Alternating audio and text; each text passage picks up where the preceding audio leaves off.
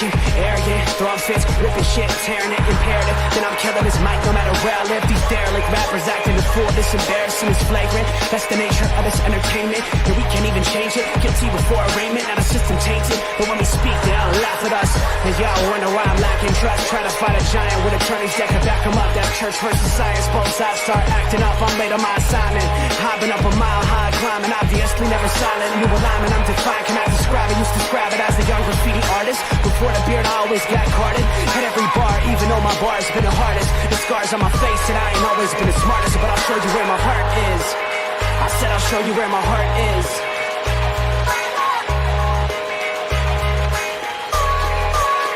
I can show you where my heart's at. See it on my sleeves. Even if the beat stops, my soul will not leave. If I never stood tall, nobody will ever see. I can show you where my heart's at. See it on my sleeve. I can show you where my heart's at. See it on my sleeve. Even if the beat stops, my soul will not leave. If I never stood tall, nobody will ever see. I can show you where my heart's at. See it on my sleeve. I can show you where my... The type of guy that would ride with the breeze. I'm higher than most people. I'm cold and icicle freeze. I'm liking to Mike Tyson. I'm a bison, a beast. I'm hot like Jamaica, like right by the beach. My pops is from a spot where they're fighting for peace. 8 years old, out there watching people fight in the streets. All these sirens only make the violence increase. Yeah, we're still not loving police.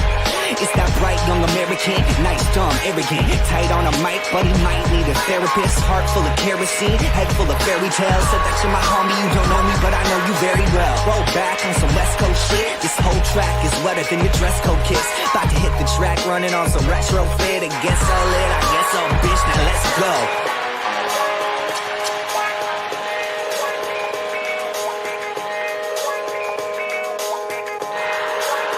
I can show you where my heart's at. See it on my sleeves. Even if the beat stops, my soul will not leave. If I never stood tall, nobody will... Ladies and gentlemen, it's Tuesday. Get a hang with the fellas. Welcome back. Tuesday. Robert, Pinky, how we doing, my boys? Cheers. Sports What's up, nonsense and boys? whiskey. It's a fantastic day. It's a fantastic week. I'm so excited. I even have my special edition alien head. I'm so excited for this movie. It is great. All is well in the world. Okay. All is well. Okay. Yep. Exactly. He's such a child. There's nothing wrong with that, Pinky. Hey man, when I can make a freaking $100 freaking return on one of these freaking guys, because I did buy another one, it's so worth it. I will say act a child as long as you can handle your responsibilities. Which last time I checked, I am doing all that shit. So we're good. Perfect. Done. Moving along. How you doing, Pinky? Good, buddy. Good. I'm tired, boys. I am tired. It's I can relate to that. Yeah. Tuesday. Yeah, it has. It's been a week and it's only Tuesday. Yeah. Right. It's only Tuesday. Oh man. Yeah. I kept thinking that all day. Like, holy, it's only Tuesday. Oh Yeah, man. It's not awesome. It's not awesome. That's right. That is right. But you know what? It just means we're one day closer to Friday, which is awesome. So That's true. Why is Friday so awesome, Pinky? And it'd be Thursday. Yeah, I don't know. Like, why is Friday awesome? I don't think I have anything going on Friday. Oh, you Actually. just mean Friday in general? Just general Yeah, like Friday? Friday, you know? Yeah, okay, Everybody's yeah, having a good got you. time. I mean Thursday we've got preseason games, baby. So, we do have some preseason games. I've got tickets to Borderlands Thursday night, so I'll have to catch them on the replay. But we'll see how that goes. What up, Haley? Yeah, my son's hyped up for Borderlands, so we're gonna go see that Thursday night. We'll see how it goes. I hope it's good because from I what love the I've game. seen, I'm Based on judging the it hard. cast, It's based on the cast, I'm not very thrilled about the movie. it's Thank an you, hour and Caleb. 40 minutes, so I'm not holding out a lot of hope. But it's his like favorite video game, so Yeah, you know what? because it's an amazing video game. It's fun as hell. And again, I just want to be entertained, right? I don't set that bar way too high. I just want to be entertained. Here's the kicker. Entertained is one thing, right? That's here. I can be entertained. I'm good with entertained. Are you not entertained? The problem with Entertained and making this movie is that the game itself is already going to be more entertaining on its own. Because you don't have the MPAA hanging over your head. Yeah, the game alone, standing alone on itself, is more entertaining than your basic general Hollywood entertainment flick. Okay, and based on the cast, it feels like they're just trying to go with that general entertaining Hollywood flick because none of them, it feels like, fit the characters that they're going to be portraying, for one. And I mean, not to say that there are certain characters that fill certain roles, but there's a certain character named Moxie that is just a gorgeous character. The actress playing her, while she is attractive normally, does not fit the profile of this character at all. Let me look up. I was like Alina Christensen. Let me double check it. Just as a whole, it feels like just it's gonna doesn't be match. clunky, unfortunately, it just does not match the character. So we'll see what happens. But I mean, like, honestly, the games are super entertaining by themselves. Just the storyline and the commentary and the dialogue is already top notch. And don't get me wrong, Jack Black as Claptrap, probably the best casting of the whole movie. Like, yeah, but I feel like then that makes Claptrap more than he needs to be. Is then the next issue that comes with who you're casting, where you're casting them. So again, we'll see what happens. Obviously, Kevin Hart and Jack Black have worked together on both Jumanji movies. Right. So there's a chemistry there, which is good. And the game does give them a lot of leeway on how they want to talk and speak and things of that nature, because there's plenty of words thrown around for fun and gimmicks. So we'll see what happens. We'll see what happens. That we shall. That we shall. But can't fault Junior for that being his favorite game. I'm a big fan. Totally. He really loves that game. Put many hours into the first one for sure. It is. I think he still plays 2. Or is it 2 that I put a lot of hours in? I don't remember which one. But I think 2 is like the biggest one. Maybe I think that would be 3. Actually, I thought 3 was the biggest of them all. Is 3 the one where you're on the spaceship floating around most of the time? Yeah, where that's like your home base and you keep going back and forth. Yeah, okay, no, 2 then. The one right before that, 2 was bomb. That one was just like a masterpiece of just fun, engagement, and a good world and stuff. So yeah, I played a lot of 2. A lot of hours on that one. Pinky, so the actress's name that I was mentioning is Gina Gershon. She was in Showgirls and some other things from like the 90s, but hasn't been in anything really relevant. I mean, Kate Blanchett just doesn't feel like the right choice for her role. Lilith? No, yeah, absolutely. That would be like Jessica Chastain or someone like that. Yeah, I think you could have gone a lot of different ways there. We'll see. We'll see what happens. We'll see. I'll come back and report back to you guys. I'll let you know. Did you play the game, Pinky? I did not play the game. So I'll need to hear Junior's thoughts, and then you can give us your movie goer thoughts. But I want Junior's breakdown first from you, if you don't mind. I'll see what he thinks. His non-spoiler breakdown. If you could just let him from one Caleb to another, I would like his honest non-spoiler breakdown before I get yours. I would appreciate it. Gina Gershon, I've seen her. I'm just trying to think of where I've seen her from. She just doesn't fit that role for me, and that's kind of the theme of this movie. Oh yeah, she was in Brooklyn Nine-Nine. That's where I recognize her from. Yeah. Oh yeah. She was. She was. Mm-hmm. That she was. Yep. I was like, yeah, she looks familiar. Well, moving along there, good sirs. Report back. We'll go from there. We'll see how it is. All right. What else we doing? What else we got? House of the Dragon's finally over. Thank God, because this season was bullshit. I have very, very strong feelings about this season, and I need the two of you to get on your watching so we can get through this. Now I don't know if I want to put time into this. I'm through episode 3. Now I'm debating. What I will say again, you all know me.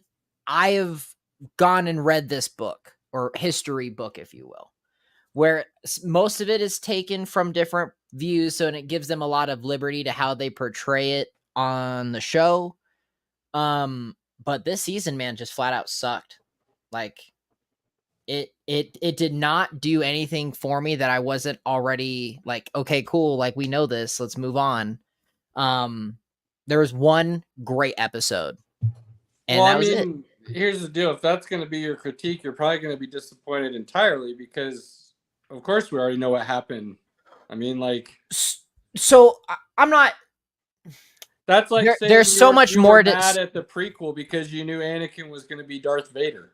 So they're doing this whole thing in 4 seasons. For what they did this season, they could have done it all in like 2 episodes, and we could have been fine.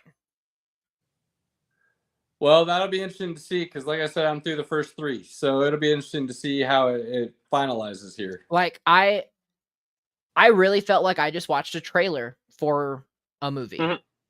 That's really how I feel.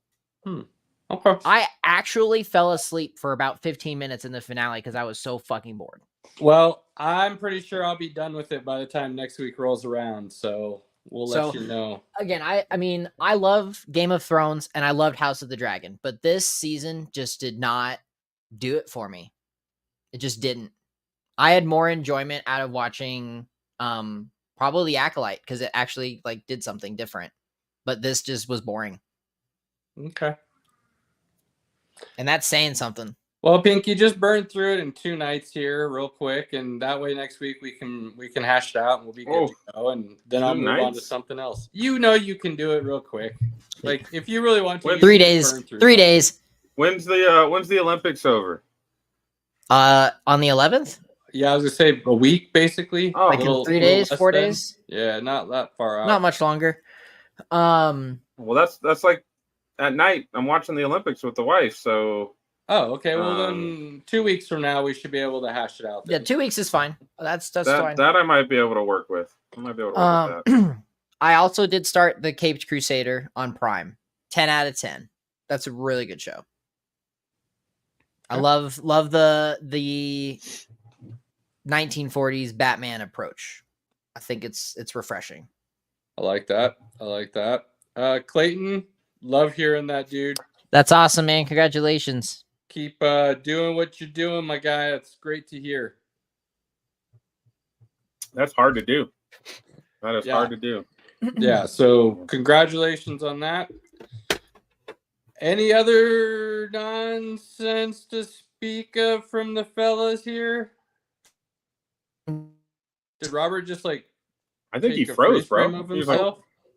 Oh, there we go. Okay, that's a little better. A little blurry, but yeah, that was cray. All right. Rings of Power season 2 in 26 days. Wait, say that again. Rings of Power season 2 in 26 days. Oh boy. Okay, I got to. Pinky, get out of here. That'll be my next. Well, it can't be worse than season 1, right? I would hope.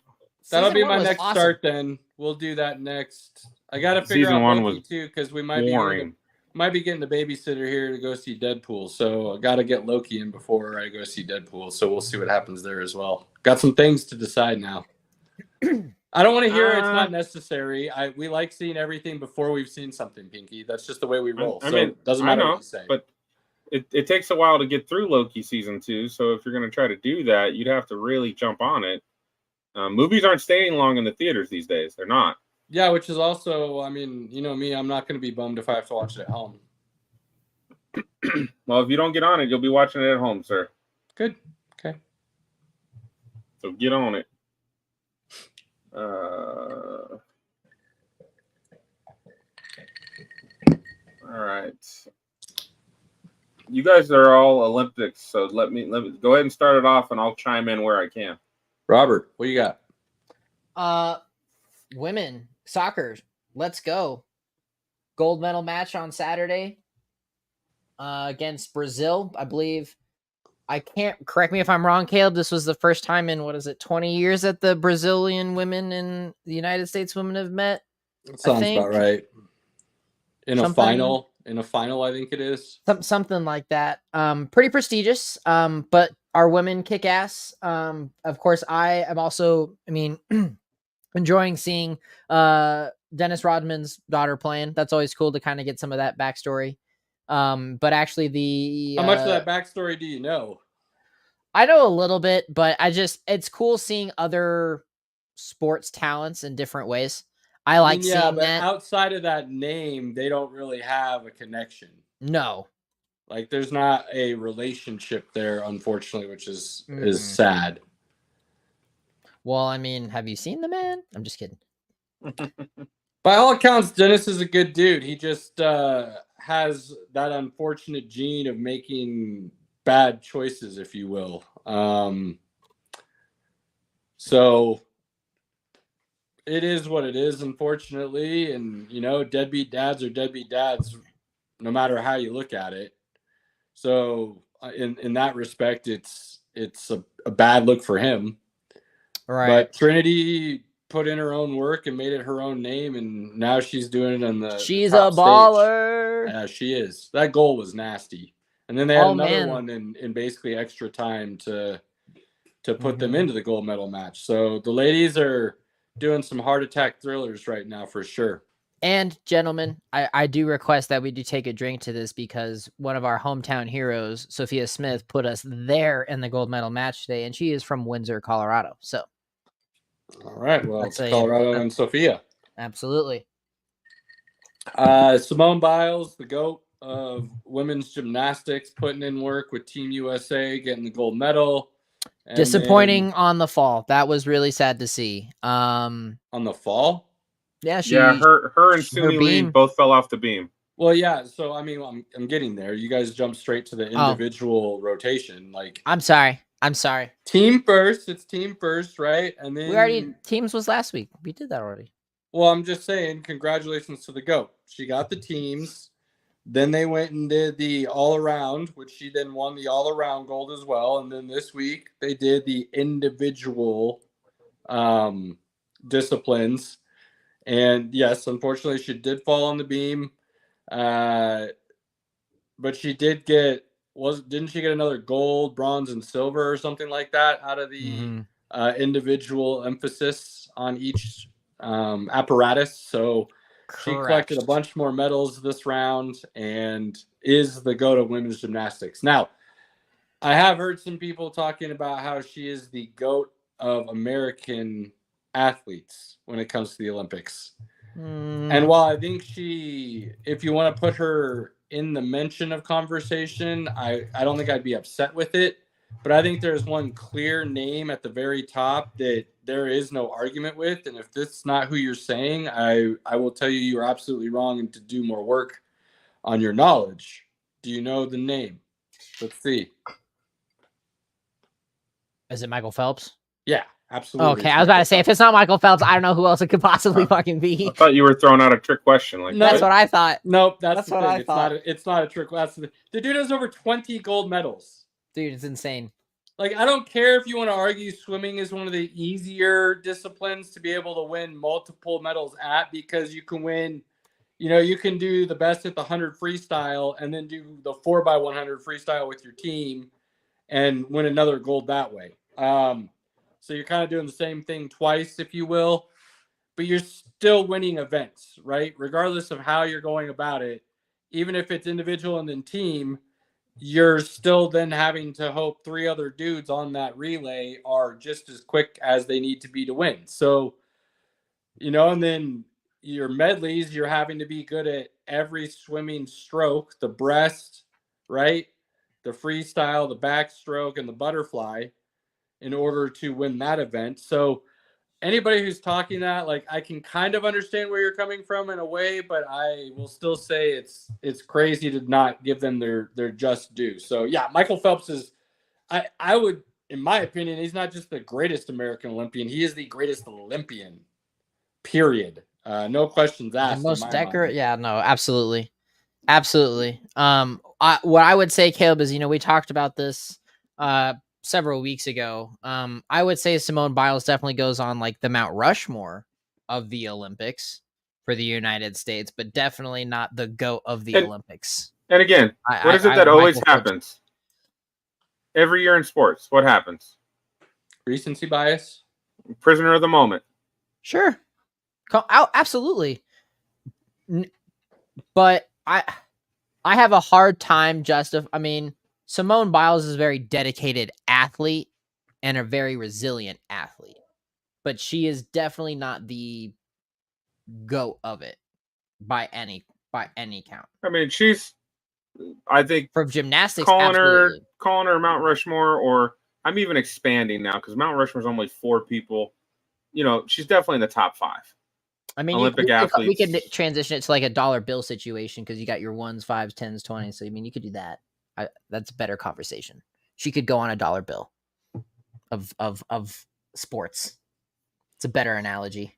I mean, I get what you're saying. Like just having your face on a denomination of currency is a big deal. Not like a lot of people get that honor regardless of what the currency is. I mean, Abe Lincoln's got the penny, right? But everybody knows he's on that damn penny.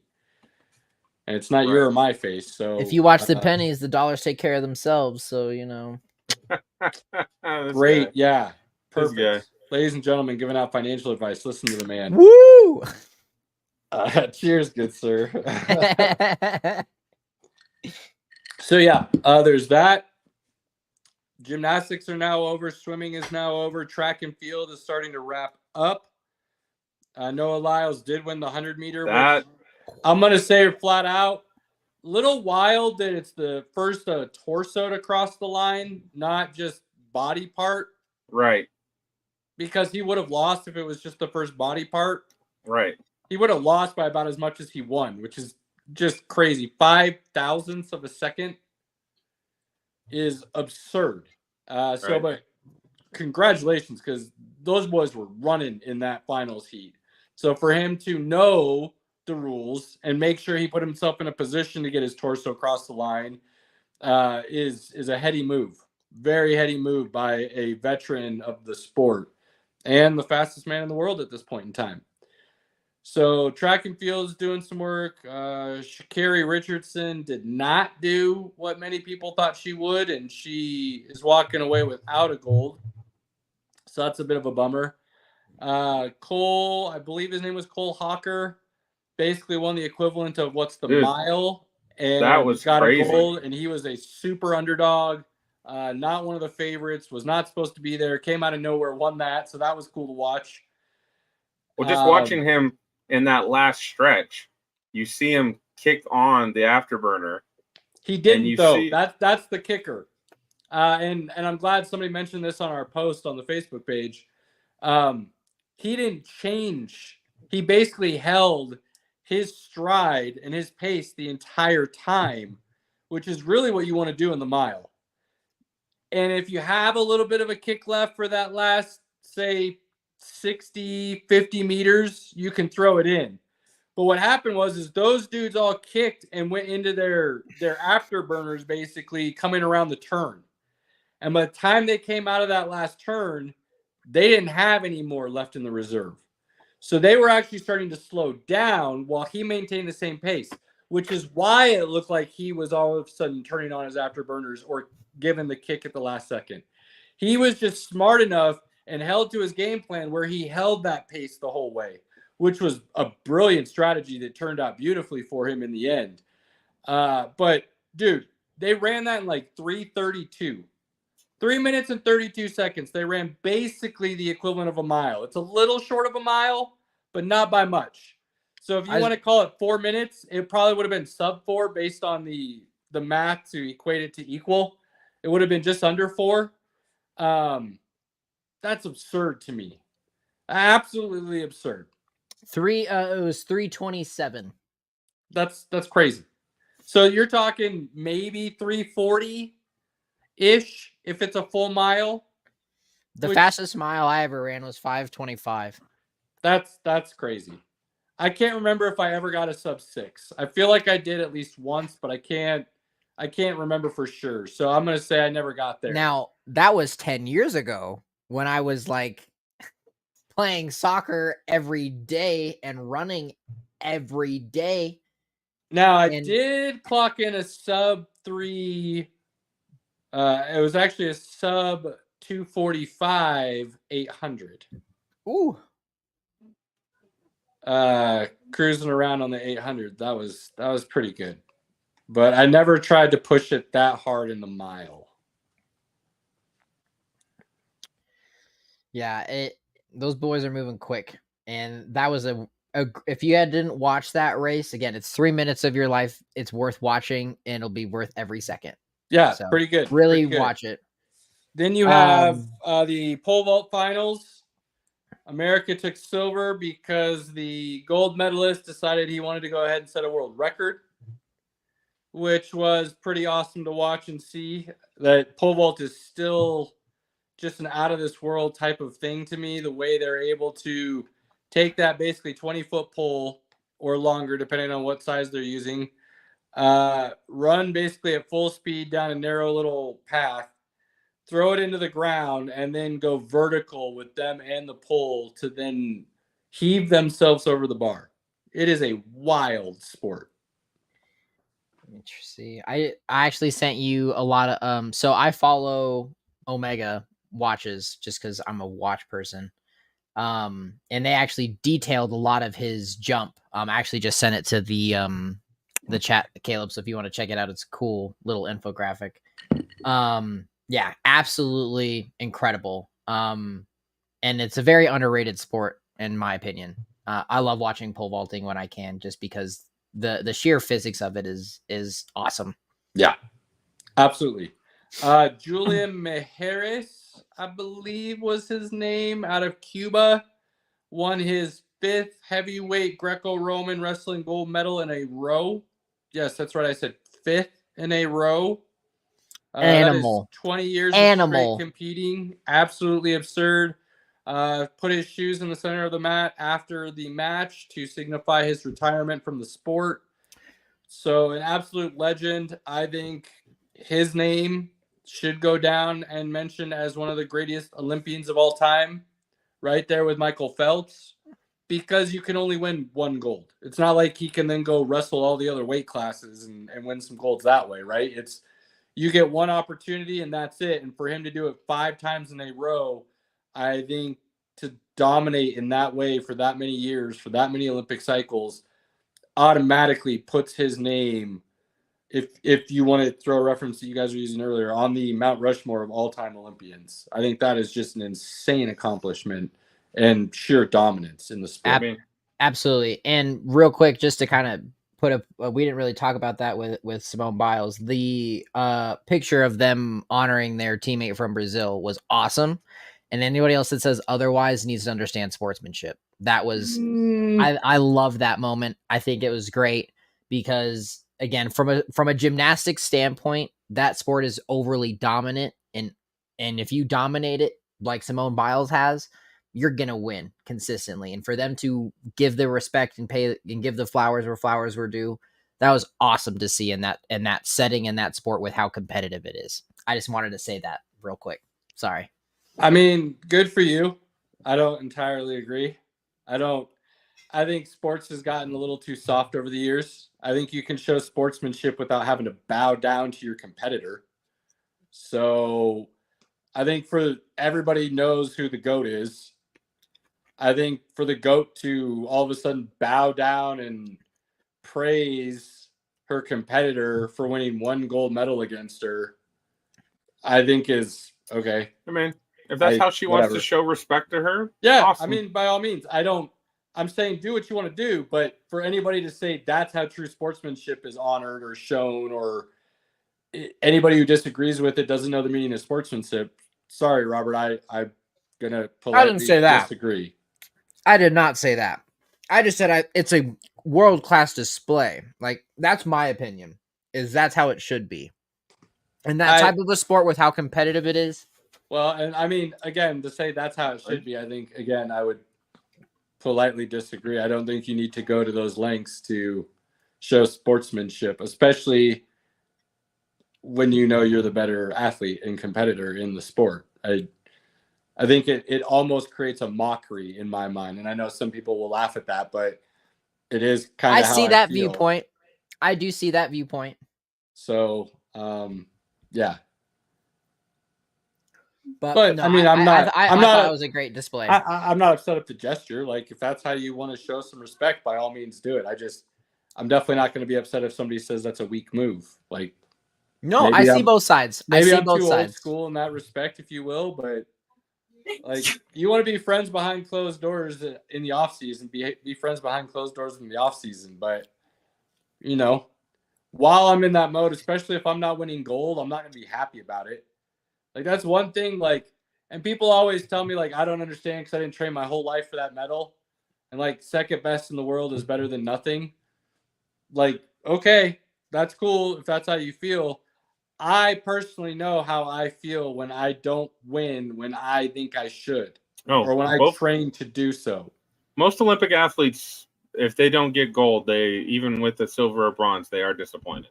Yeah, like, now I'll smile and wave for the cameras when, you know, the ceremony is being presented and stuff, but I personally believe anybody who says they're thrilled with silver and they won't be mad if they did their best and so on and so forth, and they're not disappointed, like, I call bullshit. I mean, Simone Biles fell, so I would be disappointed on that alone. So that's just, look, I think anybody who says second place isn't first loser is just fooling themselves, and they are playing the game for the wrong reasons. All right, Ricky Bobby. No, I'm just kidding. I agree with that too. I do agree with that. I really do. Look, Herm Edwards said it best, in my opinion. You play to win the game. That is literally why they were created. Otherwise, the games would not have a winner. They would not have an end point where somebody is told they did better than somebody else. That wouldn't happen when games were invented. They would have invented everything like cricket, where you can play forever and everybody's happy. What was it? Simone Biles, you know, smiling doesn't win you gold medals. So, you know. Yes, exactly. Yes.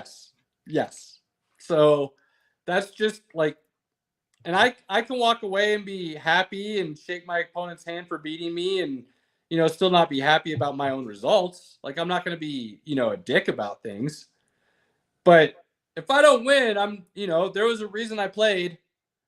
And if the reason I played isn't the outcome, I don't know why you wouldn't be upset. I tell you, who's going to be upset. I watched when I did get to watch swimming.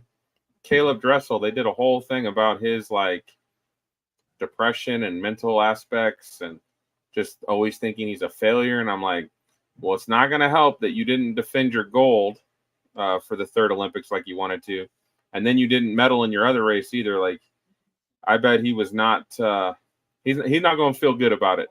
Yeah, you wonder in those situations, like at that point, because of what you battled through just to get back to like the top level, are you just happy that you're back at that point? Because you basically retired with forces outside of your control, even though you were controlling them. And then you made a comeback, you unretired. So like in those situations, I almost look at it in a lot of ways like Michael Jordan with the Wizards. Like, are you really playing to win, or are you just out there playing to let everybody know you can still play if you want to? So, and you'll never really know because that's somebody's own personal feelings, and it's rare that you ever get the true words behind those. You know, I will say I did get to see I did not enjoy the surfing coverage last night, because it was like 15 minutes of watching the surfers wait for a wave. And I was like, we can't cut to something else. Like, it was very frustrating. Yeah, the nature of the event, man, it's kind of unfortunate. I know, but like, that's an event that you tape and you give us the highlights afterwards instead of like, and then there were times it just showed us like the beautiful mountainside that they were at in Tahiti or whatever. They were just showing clips of that and you could hear water. Right. And I was like, why are we watching this? And then finally they flipped a badminton, and I was like, yes, something I can get behind. I do enjoy badminton. That you're right, would be better taped and then played back off of that. Just just so you're watching everybody actually surf rather than waiting for those moments. Absolutely. That's why I have a hard time watching surfing. I love surfing and I love catching it when I'm able to. But dude, waiting for something to happen, it's like after a while, it's like watching NASCAR. Like they're just again, I just can't get behind it. I don't get it. I just don't let like me see NASCAR. the highlight. I don't mind F1, but I don't like just NASCAR. let me see the highlight for it. Yeah, that'd be nice. So it's we got, I think it's 5 more days of events, and then the 6th day is the closing ceremonies. I believe August 12th, I think, is the closing ceremonies, somewhere in there. So not much left. Basketball will be finishing up. The men and women should both take home gold, although Jokic will have something to say about it. If Serbia wants to upset things, they may be able to put a little bit of a dent in some plans, because they did just have the largest comeback in Olympic basketball men's history. 25 points, I think it was. 20. It's. I don't know if it's 20. I thought 24 or 26 sounded right, but. Well, I was debating all 3 of those numbers, so I picked the middle one. I want to say it was 24. Is what? Yeah, I was wondering that myself, and then I was like, well, was it 26? 25 sounds good. We'll see. So it's in there. Jokic putting in work, just plain and simple putting in work. And that is the definition of a high tide raises all ships, because he is making all of those dudes, none of which play in the NBA, look a lot better than I'm sure they actually are, which is what the all-time greats do and what Jokic does for many a player in the NBA with the Denver Nuggets. So see how that final turns out. I mean, that's, you got your semis coming up. Novak Djokovic did win gold in tennis, which I believe now, without question, solidifies him as the greatest men's tennis player of all time.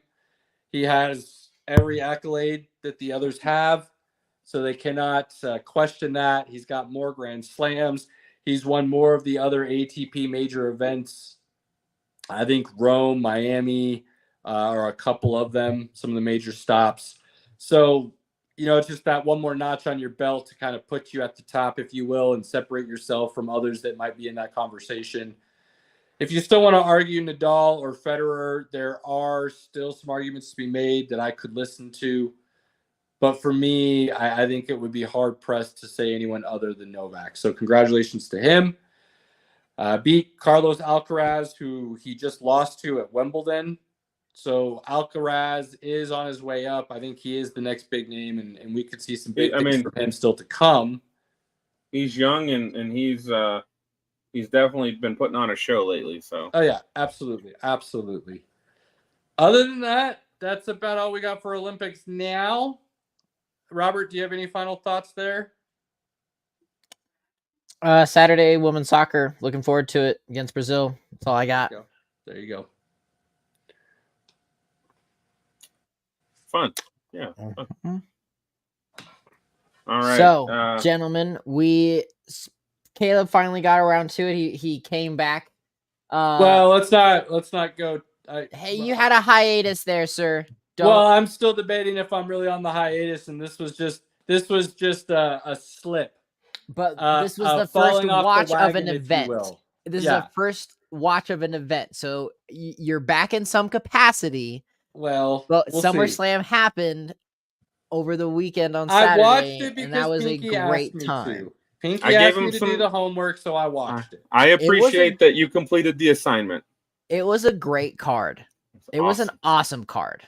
I will say it was one of the best pay-per-views that they've had in what I will say was a very long time, because I do believe outside of maybe the Bayley, Nia Jax, and maybe Braun Breaker, Sami Zayn, they weren't bad matches, but they weren't great.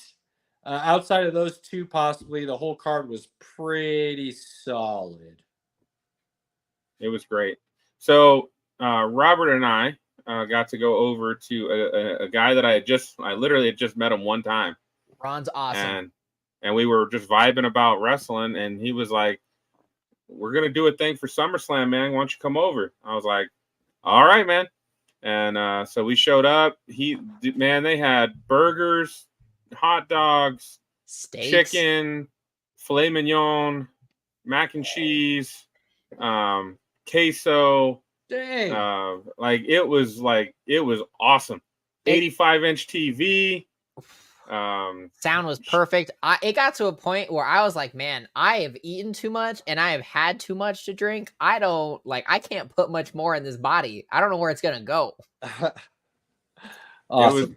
It was great time, and then just to be there, and again with all of us, even Robert's wife was there, and she had a great time and cheering on for Cody Rhodes. She thinks he's hot. So just that excitement of everybody, getting excited. I was rooting against CM Punk because I think he's a punk. I don't like him. And that happened to be one of Ron's favorite wrestlers, so we were going back and forth on it. Ron was into it, man. That was cool. Ron watched the entire replay after we left. Did he really? Yeah. What's the next big event? Bash in Berlin as at the end of the month. And then we're as we watched it, we bought tickets to Raw to go to Raw on Labor Day. So I'm hyped. That'll be fun. Awesome. I wish I could join you fellas, but I won't be able to make that one. But that'll be fun. So it's gonna be a good time. So we got to talk about Liv Morgan and Rhea Ripley. They always have Rhea Ripley open up the premium events, or they have had her do that quite often. They seem to do that a little bit, yeah. And this storyline, though, that it built up for so long, was just such a payoff. Look, so I like that it makes sense in the sense that it's Liv messing with Rhea's head. And it was inevitable that, as we'll talk more, Judgment Day imploded. And it makes sense that Dom being Dom and him and Rhea together never quite made a fit in sense to begin with, that he would betray her. It does not make sense that Liv is with Dom. That I am still insanely confused by. Well, other than she was doing it to mess with Rhea. But I felt like then it should have come out on Raw that that's what she was doing and dumped Dom. But that didn't happen, so I'm even more confused now with that whole situation. Dom with anybody doesn't really make sense. Right, exactly. Dom's character just doesn't make sense. But your girl, Liv can do better. Pinky, that's your girl. That's your girl. For her to be with Dom, I thought it was just a play, a mind trick, and she was going to come out and discuss such. That is not what happened. And they're leaning into it. They're leaning into it. So we'll see how that all plays out. But they put on a great match. They may have played on it that Rhea Ripley threw out her shoulder, and then she did the old Lethal Weapon and jammed it back into place. That was pretty cool to see her do that. Also, a legit thing, I've actually seen somebody do it. It's wild. So it's not just like a made-for-TV kind of and entertainment value. No. I watched somebody legit hardcore throw their shoulder back in. And I was like, her shoulder looked like it looked weird when they do close-ups on it. It looked weird. It kind of looked like it might have been out. Not gonna lie, it did kind of look like it. So that just a great match, great thing with Dom at the end, helping Liv win the belt. Continuing on that storyline, again, they did it last night at Raw, continuing it on. They're going to keep it going for a little while. We'll see how that works out. You did mention the Braun Breaker Sami Zayn match. I want to say Sami got hurt because it was supposed to go 10 minutes, but it only went 5. Something happened and it quickly. This is what I'll say about the whole thing. I heard something that just made me giggle and laugh. Unless I'm insanely wrong. I think it was Cole was like, and now continues the meteoric rise of Braun Breaker out of nowhere or something along those lines. And I was like, haven't we been hearing about this dude for the last 4 years? Meteoric rise out of nowhere. No, that's not true. And if it was a meteoric rise, wouldn't he have been fighting like Cody Rhodes or at least for the championship with, you know, somebody like Priest or somebody like that? Like what? Like it doesn't seem like a very meteoric rise. Let's be honest though. Is it a shock or a surprise that a former wrestler's son is getting pushed up? Right? No, it's not a surprise at all. Like nobody should be shocked by where really Braun Breaker's going. Up? That's why I'm like, I'm not sure if he's that entertaining. Like maybe he's really good at what he does, but I don't know if he can. He doesn't have the chops to like hold the crowd and be that dude right now, and that's why I think he's not actually having a meteoric rise. He's not at Lesnar's level, but when you're talking about like his sheer strength and power and brutality, he's close. He doesn't have the showmanship that Lesnar has. That's perfect word, Pinky. He does not have the showmanship, and I think that's why, as of right now, we won't see him do much because I think they'll want to keep pushing him for a little bit to try and give him that opportunity. But if you can't find a character, like if you can't go into yourself and find something for the people to really start bringing him in. I don't think I've heard him on promos or anything like that yet, so I don't know. But what I'm saying is I think there's a reason. Like I think that is what, like I said, we've been hearing about the dude for a long time. And just now, all of a sudden, they're finally bringing him onto a card and letting him win the Intercontinental, right? So it's not lack of talent that's been holding him back. We all know that. If we've been hearing about him that long, it is not lack of talent. So what's the other, maybe even more key component than your actual talent in the ring? It's your ability to carry the crowd, i.e. Logan Paul, who we'll talk about in a second, who came in with no experience and arguably no true wrestling talent, but insanely athletic and can captivate the crowd. That is a bigger deal to have, I think, than the actual background of wrestling.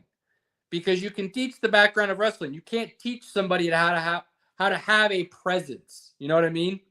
And I feel like Braun Breaker doesn't have a presence. He just does. They keep trying to push like how powerful he is and how strong he is and how he can take on anybody. And it's like, yeah, I mean, I kind of see that, but I don't feel that. Like he doesn't feel really truly threatening because he doesn't have a presence about him. There's nothing there. It's an empty stat, as Pinky likes to talk about in my mind. And you're spot on. You're spot on.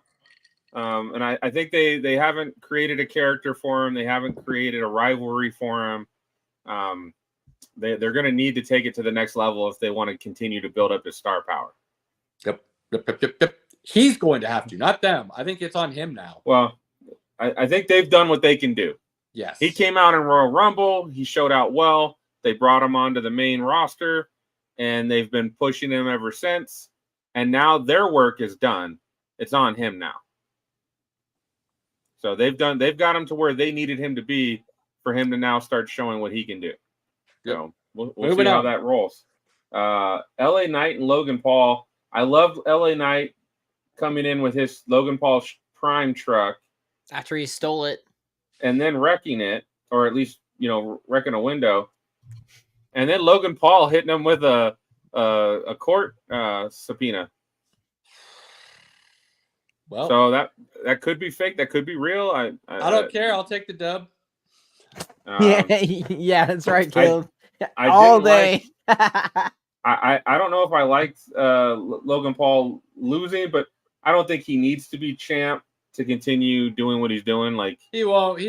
I think he loves participating in the whole industry, if you will. Now. Right. So he's on. I think we might actually see him a little bit more on Raw or SmackDown now. I think it was you, or maybe it was Cody, that brought up that LA Knight would probably win because LA Knight wrestles every week versus Logan Paul's really only on the pay-per-views. Exactly. So exactly. And I know you don't like LA Knight, so that's why you were a little bummed, but I like LA Knight. I like him a lot. LA Knight is just like, to me, he's just like a guy. Like I don't find anything special about him. He's more than a jag, dude. He's more than a jag. He's got a little bit of a McGregor walk. He's got a little bit of a Rollins kind of speech and crowd involvement, and I like him. I like me some LA Knight. I don't dislike him. I just like, to me, he's like, I don't get him. He doesn't work for me. Come on, Robert, tell us. props about Logan Paul's backflip from the ropes there. Oh yeah. I love Logan Paul. I do. I think he's entertaining. That athleticism, bro, it just blows my mind every time. Yeah, love him. He's pretty good. Love him or hate him. If you are not shocked by some of the things he does in the ring, like I don't even know what to tell you anymore. Yeah, like does some good stuff. Wild. Like, he's really fun to watch. So, congrats to LA Knight. I think it's the first championship he's won. I personally think that was one of the things that was robbed from the evening. Honestly, was that there was like the WWE best move or whatever of the night, and it was the Liv Morgan Rhea Ripley deal, and I was like, there's no way that Logan Paul LA Knight deal was significantly better. So I was actually really disappointed in that. Fair. Nia Jax and Bailey. Move along. Nia Jax won. Keep going. Yeah, Nia Jax won. I did like Tiffany coming out. She looked like she was gonna like cash in, and then all of a sudden Bailey gave her and she was done. Yeah. But fun match regardless. It just wasn't like transcending or amazing. It was okay. It was a match. It was a match. Drew McIntyre and CM Punk with Seth Rollins as the guest referee, which you knew, of course, he was going to get involved. You knew something was going to happen. And I think it played out pretty much how I thought. The announcers were pretty shocked by how well CM Punk did because he lasted so long. But I like how they carried out the storyline in the match. I used to be a McIntyre fan, and now I think the dude's just a dirty cheat who talks a big game but can never actually win without a low blow, it seems like. That kind of seems to be his calling card here recently. So not a fan of his, and if somebody doesn't start calling him out for it, I'm going to be extremely disappointed. Well, I really liked Drew McIntyre when he was just the big, powerful, fun character. And now as they've tried to make him a little bit more of a heel, a little more aggressive, I just think he's lost his appeal overall. I mean, I'm not mad about the way he's doing the heel and basically just saying you got to live up to the championship and I'm going to own you, though, whatever, this, that, and the other. Like, I'm not mad about that exactly. But again, it's kind of like Roman or Solo always needing bloodline participation to win matches and stuff. If you're always going to give like a low blow or a cheap move to win, like the storyline of that being your calling card, I immediately am turned away from because there's more creative and interesting ways that you can carry on that thing and not do that all the time to win matches, which I think is just lame. With Seth Rollins getting involved in the win for McIntyre, of course, this feud is not over. I mean, he didn't get involved. CM Punk drew him in, I think would be a better representation of what happened. Seth was calling a clean match. He could have just thrown the bracelet, he could have thrown the bracelet out of the ring, which is probably what he should have done. But he kind of looked and chose not to because I think he knew what it meant, so he didn't want to disrespect it. So he just put it on and continued calling the match. CM Punk's the one that's got the issues. He wants to think Seth was in his head. That's his problem. I think Seth has been pretty upfront, open, and honest about his feelings towards CM Punk and still called a clean match. So CM Punk's, his fault for losing. Keep your composure, and that wouldn't have been an issue, and you wouldn't have caught a low blow from McIntyre. So that's all on CM Punk. I mean, McIntyre is a G, and I would have picked him over CM Punk any day of the week. So absolutely, I don't like Punk at all, though. I don't like Punk's character. I don't like him. I do like his music. When his music comes out, I'm like, yeah. He can move along, and we can move along. Gunther and Damian Priest was a fantastic match. Solid. Fantastic match. Damian, I'm glad the Judgment Day turned on Damian Priest because he had gotten to the point he doesn't need them anymore. Absolutely. And I also love that Finn Balor is the one that did it because I've been waiting for that to happen for a long time because like we've talked about in the past, he was kind of the original leader of Judgment Day because he's the one that got them to turn on Edge. Who, if people don't remember, started the whole Judgment Day. Right. Very short-lived for Edge. They kept trying to recruit Finn Balor, kept attacking him. He kept saying no, and then finally he got Judgment Day to turn on Edge, and it looked like he was basically the leader for a while. And then it was kind of him and Priest leading for a while. And then it very clearly became Priest doing everything. Priest and Mommy. And then, well, yeah, but Mommy just kind of always sat back and did her own thing. So it wasn't like, Priest was really ever telling her what to do, or Finn Balor. It was kind of like, we're going to make these plans for us, and then you're just kind of riding along with everything. Whether you want to or not, that's up to you. So I feel like she was kind of always just kind of there, but never really part of the overall plans, if you will. And it finally has ended. Judgment Day is definitely over. I was shocked that they had Gunther win. I'm not, in the sense that, look, part of the reason I finally stopped and took the sabbatical, if you will, was the way that he won the title in the first place. So the fact that they allowed him to hang on to it as long as they have is kind of more surprising to me than Gunther winning it, because Damien's only had it since WrestleMania. I know, which it's only still 4 months. Still think it was too long, based on the way it was given to him in the first place. I think Gunther was given it. Another reason is because it's easy to have him lose it. So it's easy now to, at any point, allow the new champion to come in and win that, which you're probably looking at McIntyre, Rollins, Punk, one of them coming and having it for a short period of time and then it moving on again. If I had to guess, I'd say Braun Breaker has that title by the end of the year. That wouldn't surprise me at all. Would this one count towards Cena's 17? Does this one count towards that? Or has he got to win the undisputed WWE Championship? Like, I don't know what level these two belts are on anymore. Well, they're supposed to be kind of equal based on what Seth asked of Triple H and management, and that's why it was created, was it not? I hope so. This and the Universal are kind of on equal playing field. I kind of felt like, because I feel like Cena's winning one next year. He's gonna get 17. I don't know which one he's gonna get or when he'll get it, but I do think he's getting 17.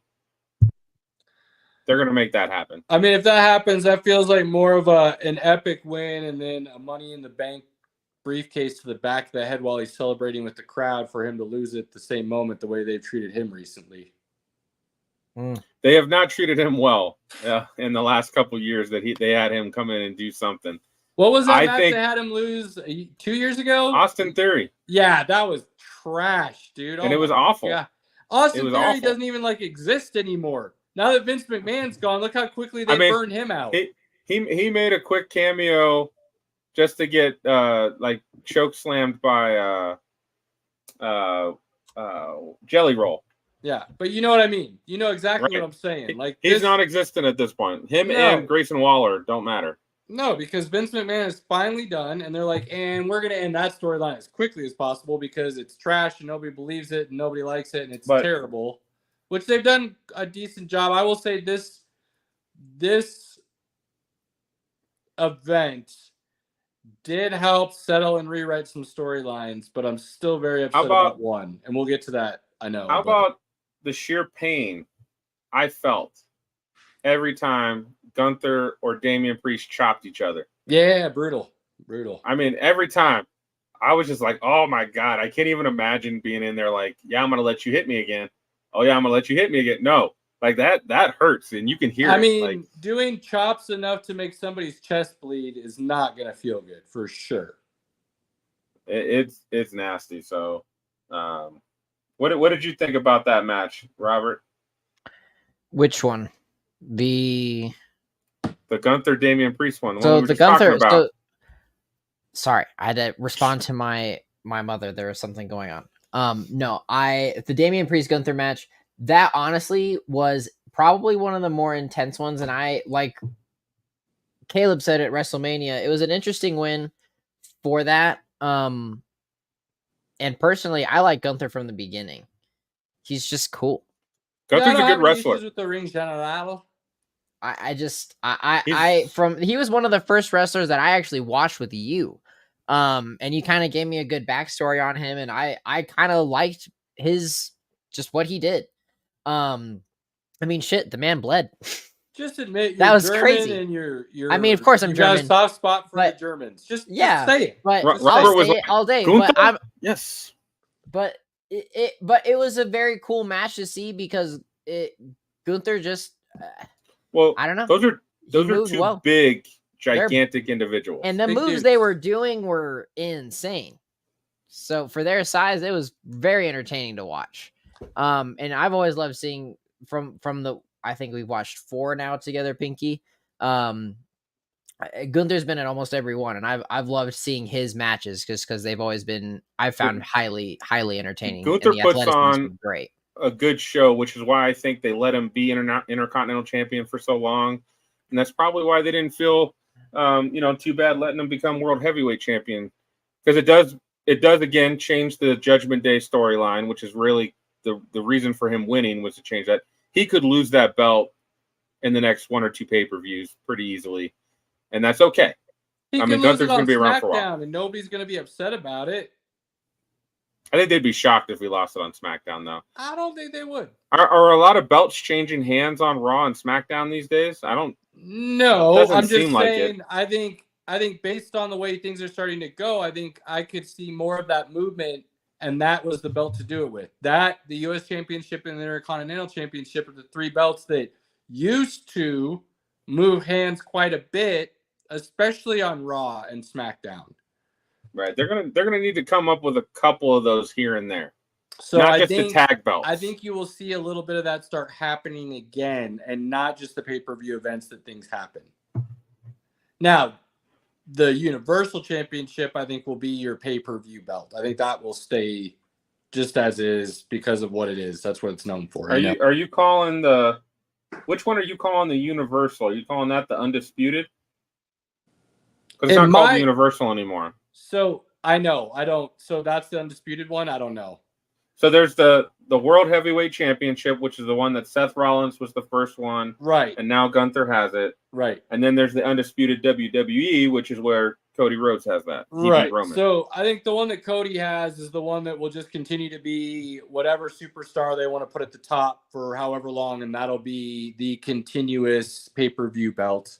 I think they'll start bringing the other one back to more Raw and SmackDown to change every so often. I mean, because I think they're equal footing. In my mind, they're equal footing. Right. It's just more about this is our top superstar, so you get that honor kind of thing. Whereas all the guys that are kind of fighting below you that everybody believes could be there, this is the belt you actually get to fight for a regular. Well, it also keeps it to where they can have one on Raw, one on SmackDown. Right. Also true. So that's another way to handle it. And I do think the first Monday Night Raw on Netflix, a belt or 2 belts are changing hands. They're going to make that one epic. That one's going to be pretty awesome. And I also think you're going to see a lot more. I think that's really, when does that start here? Like 6 months, right? It's the first week of January. That's what I thought. Yeah, so 4 months. I think you're going to see personally, maybe I'm wrong, but I think you're going to see a return to Attitude Era almost on steroids. I'm so looking forward to it from what all I've heard from you guys. And if we could have somebody just come out and suck it. Oh, dude. It'd be awesome. I mean, beer drinking, middle fingers, and crotch thrusts, and words being dropped that you didn't know could be said on television yet. And there'll probably be some wardrobe malfunctions and blood everywhere because you're dropping off of a 30-foot cage. Like, the Attitude Era was something else. So I think that's especially Hunter. Robert, I would recommend, every so often jump on Peacock and go back and hit some of the WrestleManias from the early 2000s. Oh, man. Yo, I'll just give you names and matches to go pull up on YouTube. Undertaker, Mankind, cage match. Boom. Undertaker, Shawn Michaels. Undertaker, Shawn Michaels, Stone Cold, and anybody. John name Cena it, Stone Cold. Yeah, Undertaker WrestleMania, John Cena WrestleMania. I mean, there's things you can type in that you will just get highlights that will catch you up quickly enough to understand what we're truly talking about if you want. I'm sure there's a video out there on YouTube. If you just typed in WrestleMania Attitude Era, it would give you a 30-minute rundown of everything you really truly need to know. Triple H, that was like the height of his powers. I mean, like Triple H and the Generation Shawn X. Michaels and the real start of it. If and I know this may not be accurate historically from a wrestling standpoint, but for me, the true start of the Attitude Era was Hulk Hogan coming out as NWO. That was WCW, but Attitude Era was that's what they came up with to combat WCW. Yes, but remember, it did translate back over to the WWF eventually. But right, you're right. It was WCW, but I still believe that was the start of the Attitude Era. And Sting and everything that WCW was doing to compete with WWF, that WWF then grabbed and ran with to the next level. Razor Ramon, Kevin Nash, Hulk Hogan. When I was looking through the belts Sting, on WWE Shop. Hulk Hogan coming out as the heel and the bad guy in NWO was insane. Absolutely insane. But almost on that same level when Sting joined him eventually was absurd. Well, then I think Macho Man did it for a little bit too. And then they had, then Goldberg came about from WCW as well. So I think WCW is what truly started the Attitude Era in my mind. And then WWE, which was WWF, ran with it. I can agree with that because they really a lot of the things Attitude took and ran with definitely started in WCW. All right, so Michael Bishop, if I remember correctly. Eric Bischoff. Yep, thank you. Eric Bischoff. Yep, good old Eric Bischoff. Yep. Cody Rhodes and Solo Sikoa, which let's be honest, Solo is probably not a main eventer. Everybody knew Cody was gonna Cody was gonna win. It was a stupid match from the beginning, and then I thought was super disappointing to have Roman Reigns come back out, and then everybody thought he was actually going to attack Cody. Come on, that felt so scripted, and everybody knew it was going to happen, and lame duck BS. I was like, wow. The one thing I thought was going to happen is I thought Cody and him were going to look at each other, stare at each other, have that kind of respect. And I thought Cody was going to throw up the one. Thank you. I'll throw up the one. But, that didn't happen. But I don't see why that would happen. Because it's hey, you came out and got my back. I appreciate you. Really, I acknowledge you as a guy who loves the GOAT bowing down to her competitor for beating her. Look, you're they not have cool a beef. With Cody throwing up a 1 for the original tribal chief. Get out of here with your back and forth forked tongue. No. You are taking what I am trying to imply and misconstruing it. I don't think so. Not what that means. I think that was a pretty solid back and forth analogy of one to the other. Not at all. Not at all. So again, it's out of respect. Then? What's different with Cody throwing up a 1? Because they're gonna fucking throw down. Whereas this has been something where Simone Miles is gonna throw down with her again. They've been going at it for several years. This is one of the first years where she's been dethroned in one of these events. So I'm happy that she's actually giving those flowers and you know what? Cody got his ass beat by Roman and his whole squad for 2 years before they finally allowed him to beat him. So I mean, again, so it's already feels like similar situations here, my guy. So that opportunity has already come and passed. Then again, I'm new to this. So if that's already happened, then they could have already done that. Why show respect now if you're just going to be assholes to each other? Then that's just pure rivalry at that point. I think you're going to see Roman Reigns, Cody Rhodes team up, and probably against the final boss and Solo Sikoa Bloodline squad. I think The Rock should have been the one to come out and say, "I'm done with this nonsense. You're out, Solo. The Bloodline's over until further notice. I am the Bloodline." Right. Beat the crap out of Solo and his goons. Let Cody know that there's still business for them to handle when The Rock deems he's ready. and then walk out. That's how it should have happened. Instead, they bring back the story that is basically what caused me to take a hiatus to end what I thought was a really good event, to the point where I am still on a hiatus because of it. Sorry.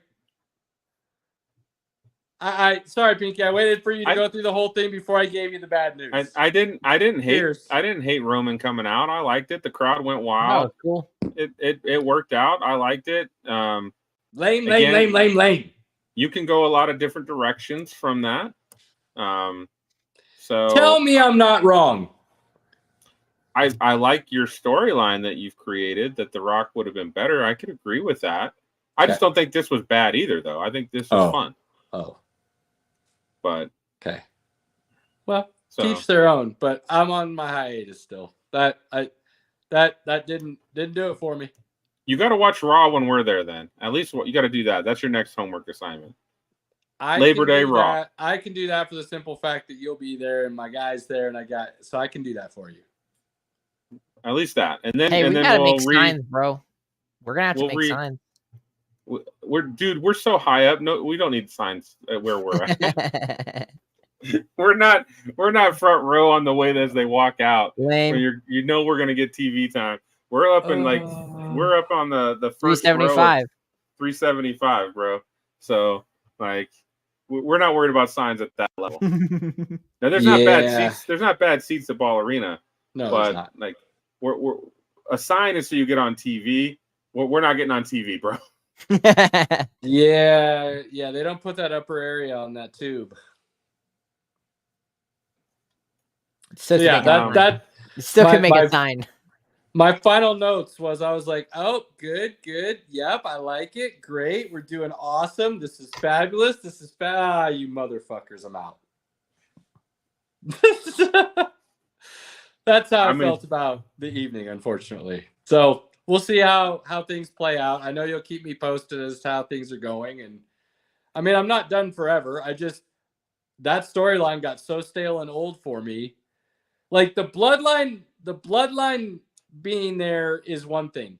Judgment Day ending, I'll be honest, I had to go back and forth with myself because it almost pulled me all the way back. But I can't get over Roman Reigns and the bloodline still having things. I'm out on that. But Judgment Day hasn't ended. It's just changed. And Bloodlines hasn't ended. It's just changed as well. No. Judgment Day as we know it ended. The Bloodline as we know it basically just evolved. It didn't end. So that's where I'm not cool with it. I'm not good. Roman wants to come back and try to take power and be Bloodline again and still do the things he was doing to the entire roster is super lame. I don't need that in my life. If they continue that part of that story, that is lame. I will agree. Because what they were doing with that story was lame. If you're not going to have a crew, and I can't see him being a tribal chief and a heel without letting the crew do all his dirty work. So something has to happen to where we get Roman and Rock at WrestleMania 41. That's the collision course we're on. Yeah, which to me means which is lame, but you got to give Roman back the title. Which you could do. I mean, right, he could beat Cody. It's lame. It's lame. Now, if he beats Cody without any help, then it's cool. Then I'm good. Then I'm back in.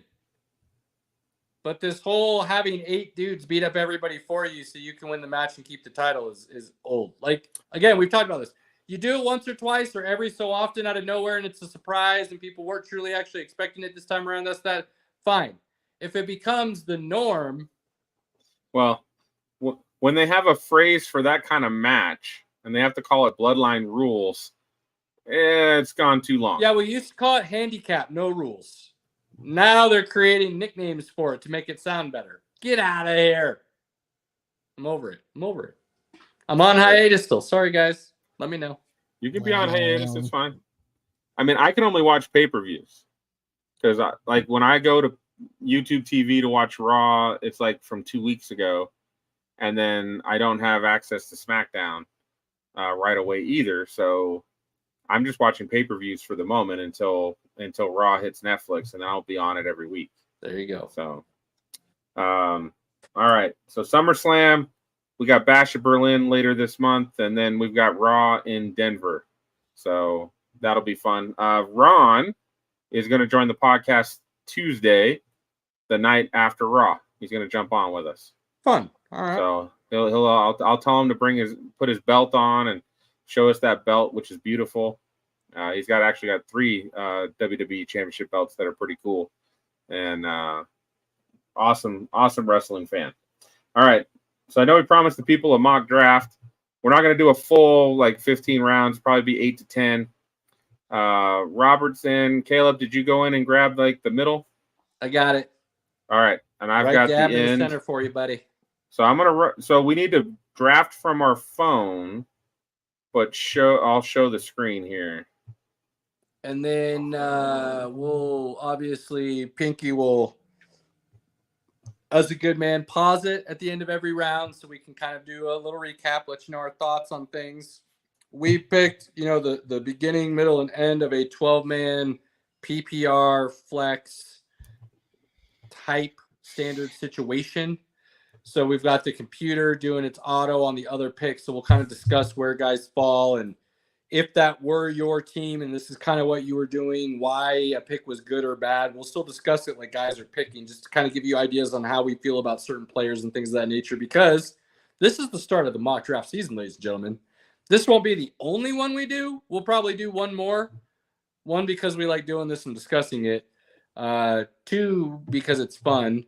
And 3, because we like doing it and discussing it. So we'll probably do one more closer to the season when we have a little bit more solid information on starters and training camps over, things of that nature, whatnot, so on and so forth.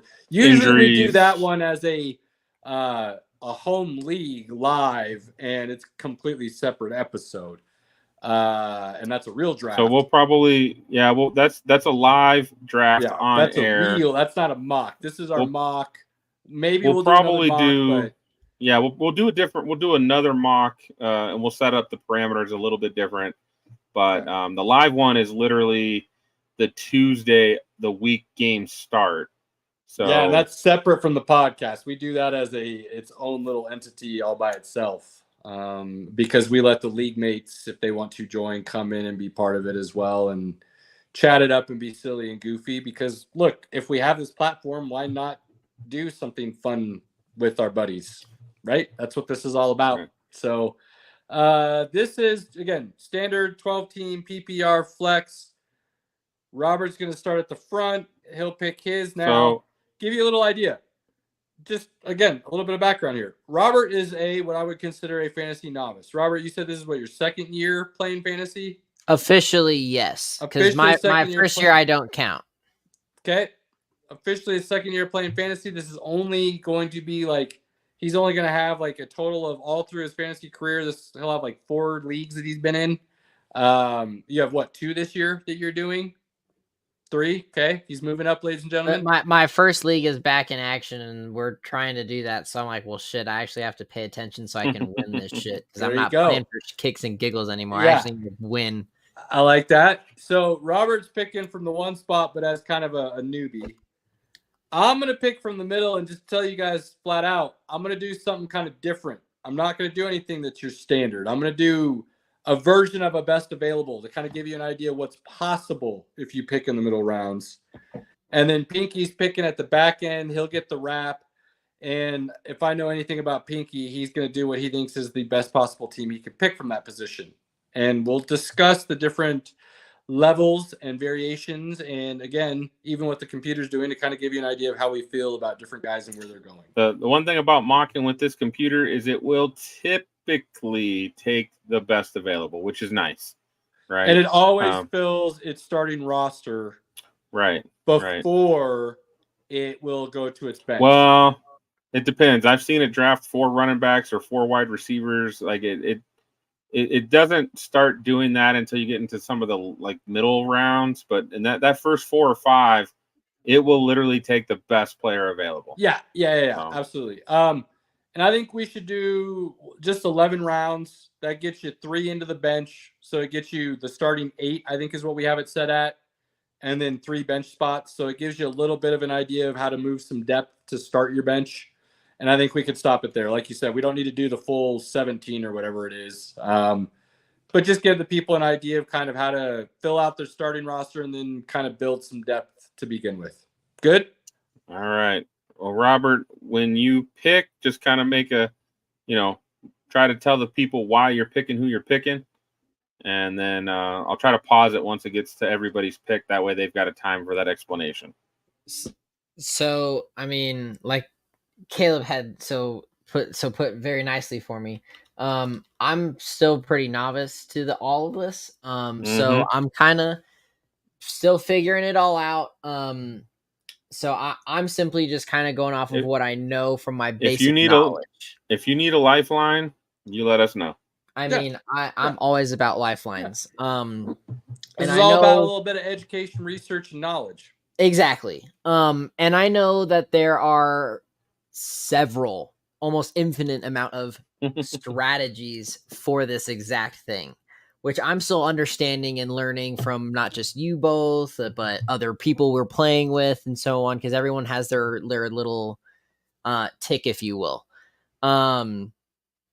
So that being said, if we're gonna go ahead and just jump right into this, I mean, I'm going for my boy here, picking up that wide receiver. So got to do that for Amon-Ra. He put up great numbers last year. Pinky, I know you're hurt. It's okay. But I'm just I don't even know what to do with this. I'm sorry.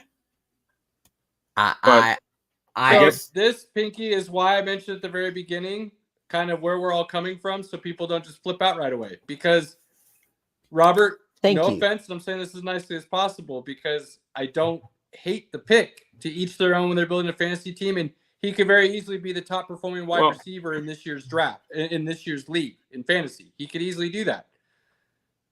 But that's a homer pick and more of a I like watching my home team, not necessarily I'm taking the best player on the board pick. Which, Caleb, that comes back to one of the rules of fantasy football. Know your league mates. Absolutely. Know their tendencies. Know what their team is, right? Well Obviously, said, Pinky. Well said. If you know that Robert loves the Lions, you can assume he's going to draft a Lion. So if you want that Lion on your squad, you better take him before it gets to Robert.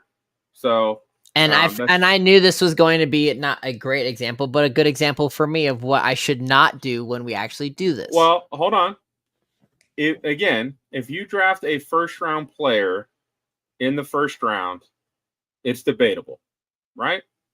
Sure, because it sets the tone for the rest of the draft. If you feel like Amon-Ra, who I think finished like wide receiver 4 or 3, because Jefferson did have a down year because of injury, then you could also make the case he could end the season as wide receiver 1, and then it's still a good pick. So as long as as long as you're not drafting like Sam Laporta at 101, oh god, then we'd have an issue. But we've had some weird stuff happen in home leagues. It happens. Everybody does. That's where you want to be prepared for those scenarios. But it's not the worst pick you could make at 101. It's just not where most people would pick at 101. Sure. Absolutely. But pick your guys. That way you build the team you want, because it's more fun when you have your team. That's right, Pinky. Agreed. Now, Team 3 is stoked that Mr. McCaffrey fell. Yeah. So that's a big get there for Team 3. Moving on to me, based on what's on the board, this is a very debatable hot topic. I do believe, all things considered and everybody stays healthy, this dude is just going to get more opportunity in situations that matter when it comes to fantasy scoring, and that's why he will be my pick. Wait for it. It's coming. I promise. There it goes.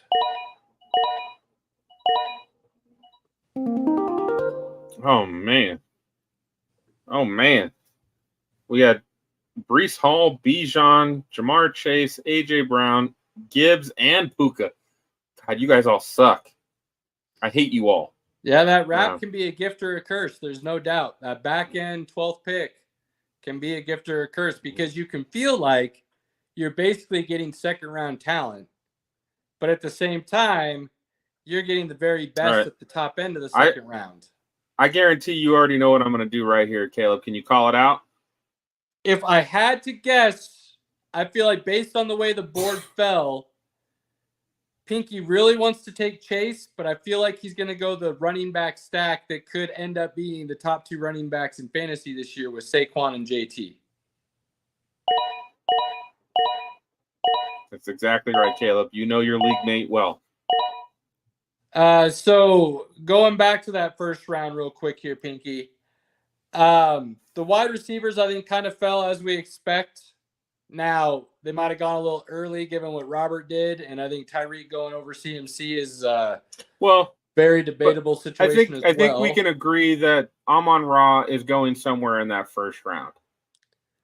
Oh, I think you can take the first, let's see here, 1, 2, 3, 4, 5, 6 receivers up to A.J. Brown and say any of those guys could easily finish as the number 1. Absolutely. So I've got no issues there any which way or form. I think the first, let's see here, 1, 2, 3, 4, 5, 6 running backs that have gone now, I think you could easily argue any could finish as number 1. So I don't hate any of those picks either. I would be honest. I would have loved Gibbs to be there in the wraparound. Sure. I think I would rather have Gibbs than Jonathan Taylor. I do love Saquon with Philly and a good offensive line. He's never had a good offensive line. No, he has Imagine what he can do if he's not getting touched for the first 5 yards. Right. That could be special. But I think Gibbs is a special player in the run game and the passing game, and I would have really liked to have seen him at the wraparound, but unfortunately, Team 10 had to be a dick and take him before me. Yeah, that happens. That happens, and I understand. I understand where you're coming from. But again, I think our first, honestly, when you look at the first 14 picks, in my mind, based on their situations, their talent level, and what they have the potential to produce this year, those first 14 are all first round. And those first 14, in my mind, all have potential to be number 1 at their given position. So if any of those first 14 go anywhere in the first round, I'm not mad about it. Now, I'm a little bummed Pinky decided to take a running back and double down on said running back. Not that either one would have made it back to me, but I was hoping then that it would help Olave fall to me because I am a big believer that he could have a huge monster year and a dark horse potential for the number 1 wide receiver in the league. He was solid last year. I don't think he'll get there because of many different factors, but I think he has a dark horse potential to end up as the number 1 wide receiver. So don't count him out. Given where I'm sitting now, again, I told you I'm looking at best available and potential to put up points for my team. I'm almost treating this as a best ball scenario, if you will, in a sense that I'm just trying to look for the most points on the board right now.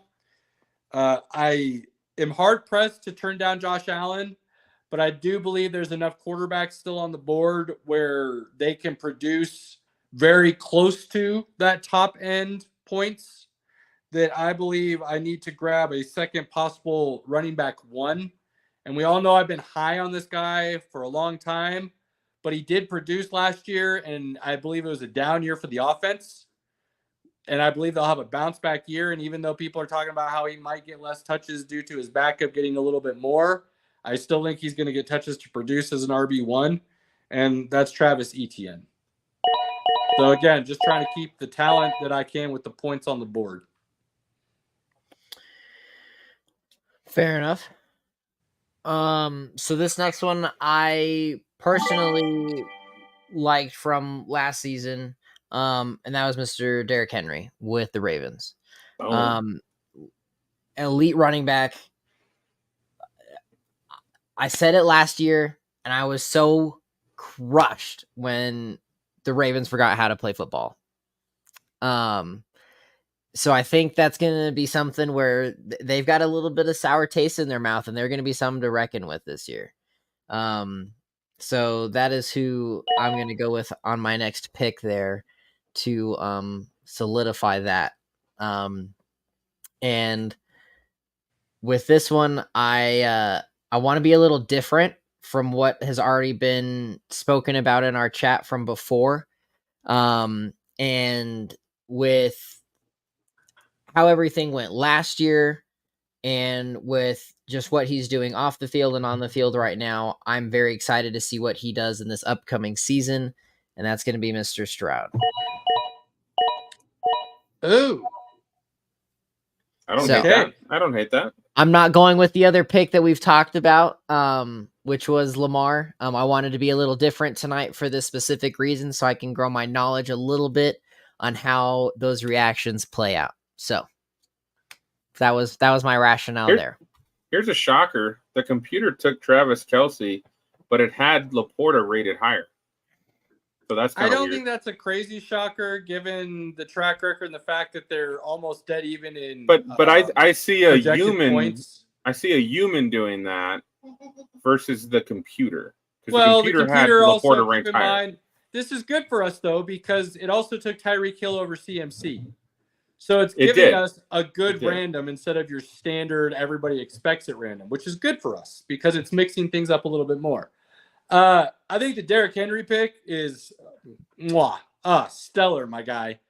If he would to fall in that position and available to you there, that is a gift. As your running back one, you are super stoked about that. I think people talking about how Lamar is going to steal things from him, this, that, and the other. I see it the opposite. I think this actually steals things from Lamar in a good way and elevates the passing game and Lamar's play. And I honestly, 1,600 yards and 20 touchdowns from Derrick Henry, I think is very well within reach this season. I don't know about 16, but definitely 12. And what I think will happen because they have Derrick Henry, they might not bust Lamar out running until the playoffs because they won't have to. So we will see. Love that. I don't hate Stroud being the second QB off the board, especially in a fantasy situation. I think that more curious to me than Stroud, and I don't hate that pick at all either. My surprise, though, was as soon as he took that, I just happened to notice that we've got, at least with Sleeper, Nico Collins and Stephon Diggs ranked 29 and 30th overall, right next to each other as wide receiver ones, basically.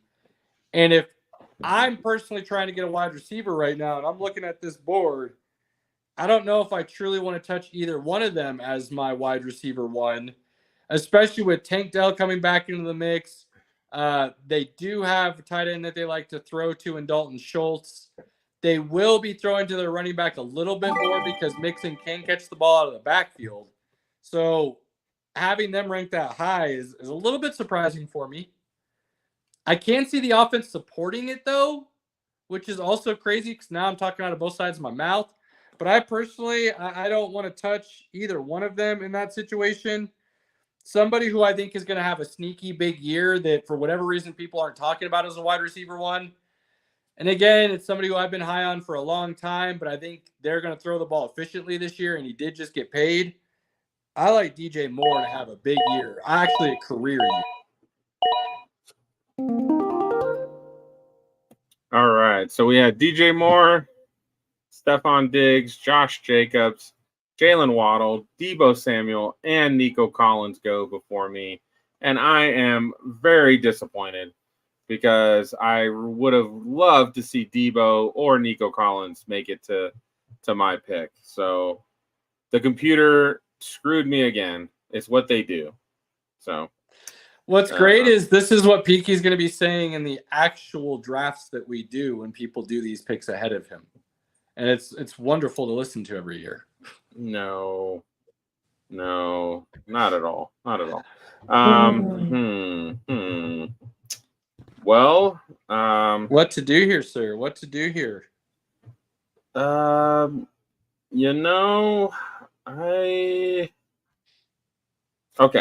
All right. So we are going to go ahead and take a Mr. Reliable here because I think I need a reliable wide receiver. Okay. And I'm going to take Cooper Kupp. I knew it.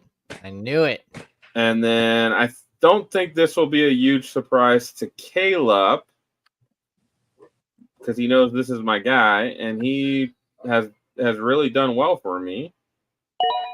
I'm going to take Kenneth Walker. Now, I did consider Patrick Mahomes or Jalen Hurts. I did.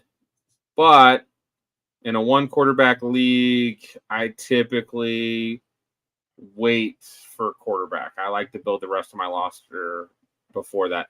If I'm playing super flex, I absolutely want to get one of those top guys on my squad. So if we were playing super flex, like Mahomes would have been mine already. But in a one quarterback league, which is what this one is designed to be, you're going to wait. I'm going to wait a little bit on my quarterback. Sure. Don't hate that at all. I am bummed you decided to grab Cooper Kupp because I think he's going to have a huge year. Mm-hmm. Not as huge as his ultimate, record-setting year, but I think he has a big, he's not normal have a kind triple of crown year. Cooper Kupp year. I think he will have, and getting him there, I was kind of hoping he'd somehow fall to me. Didn't think it was actually possible, but was hoping. I think that's a steal there. Now he could have gotten close if Debo or Nico hadn't gone, because I would have grabbed one of them. Which then again, Cooper was behind Pittman and Neighbors. He was. So that could have been interesting. That could have been. He could have made it to you had Nico or Debo been there. Interesting. Okay, good to know. Kenneth Walker there, I think, is a bit of a dart throw only because he seems to be looking like he's kind of a little nicked up prone and could end up possibly missing games when it matters most come playoff time. So as your third running back, it's great. Depending on what you do, if he's your top flex, that could be a little iffy for me, but the potential to boom is huge. So, yes, he is one of your guys, and the talent level is no question. I do question the durability ever so slightly right now. We'll see how this year plays out, especially with Charbonnet sitting behind him. It's not like there's no talent sitting there without playing time. We'll see what that split looks like as well. I'm sitting here. I've got a running back. I've got another running back, and I've got a wide receiver. The board is looking a little questionable for me as far as, do I take a third running back with Cook? Do I look at Mixon, who I think could have a really nice year down in Houston? I think he's going to get the touches. Or do I look at grabbing my quarterback? Do I look at a tight end? But honestly, I think this guy, again, I've talked about it before. I don't think there's any true data to say this is going to happen. It's just a gut feeling. I think he finally breaks out as that top 10 wide receiver, and people are talking about him as a true number one dude, and that to me is DK Metcalf.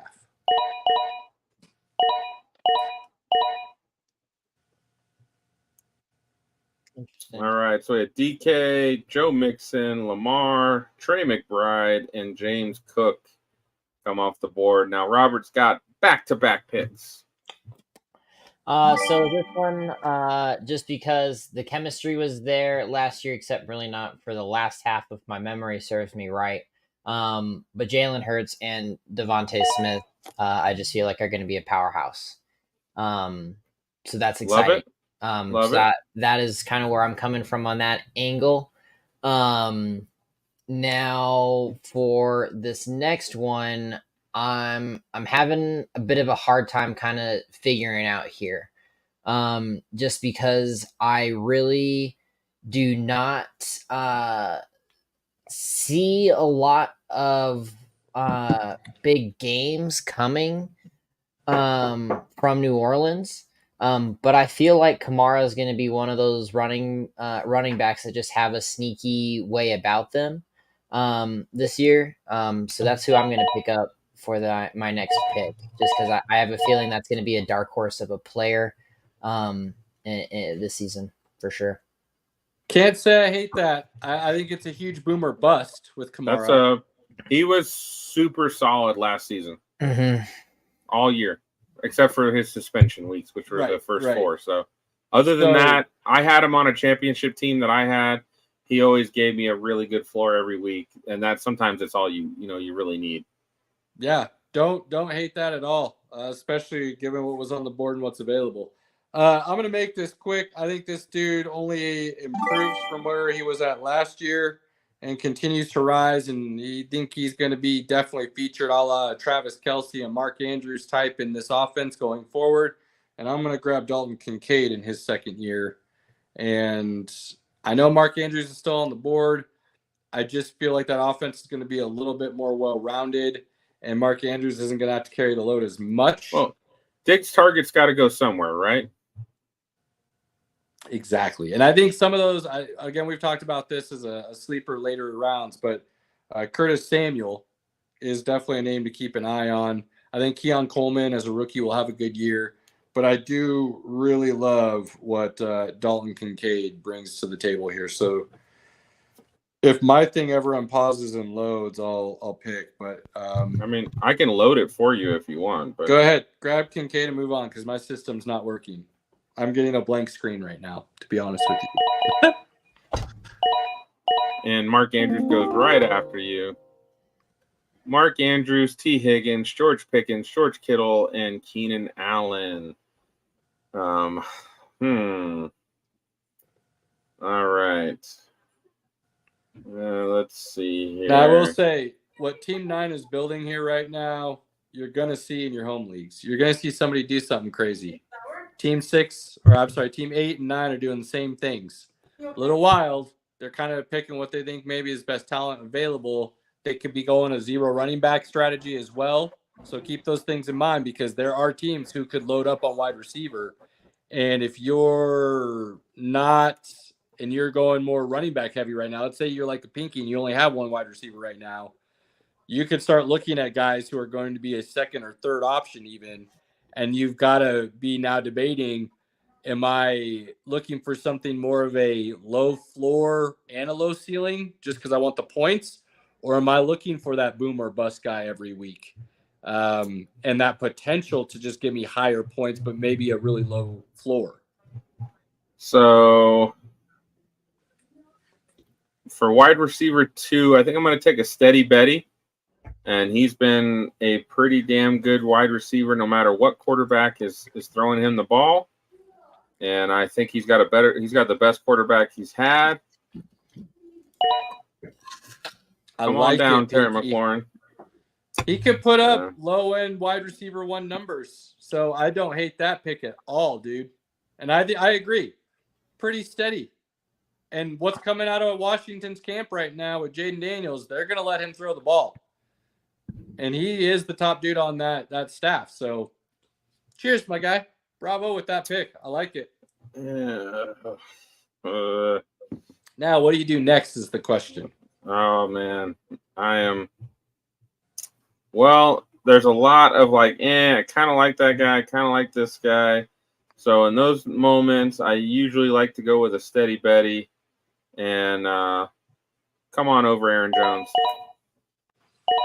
In Minnesota's offense, running back 1, even if he's lost a step, he's going to give you points for sure. But 4 running backs there right now is an interesting decision to go with.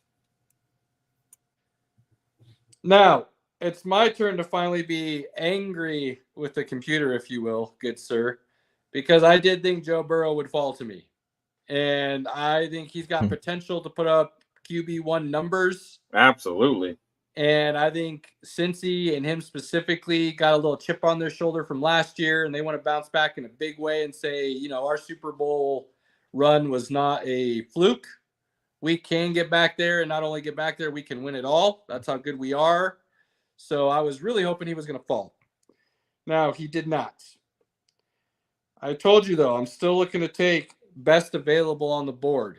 And given my lineup and where I'm sitting, I believe I have two options right now. A third running back, who I believe can produce solid RB2 numbers, so you're starting him every week.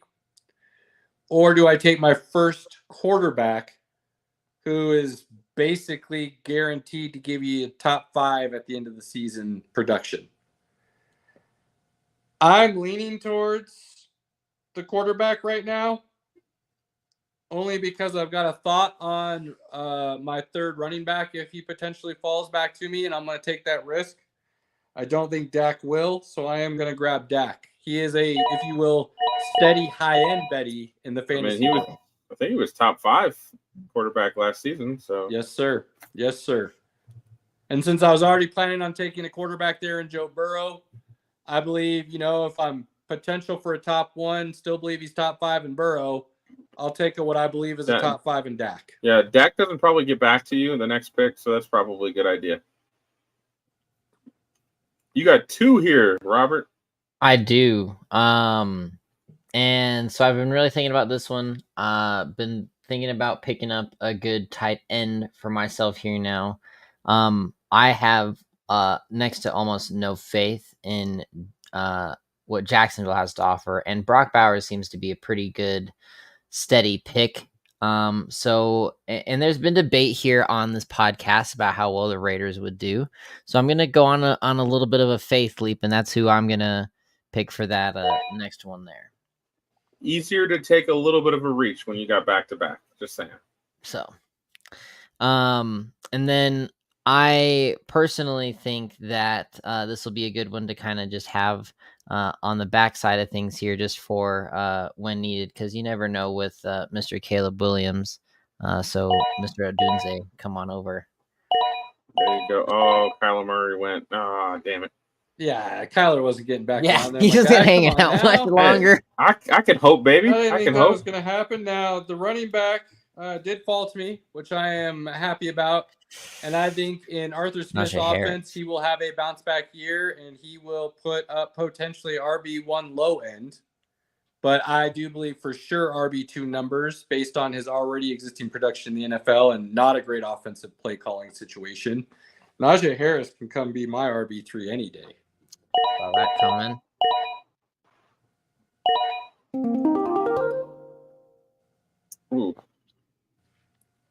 Oof. Pinky's got decisions. Yeah,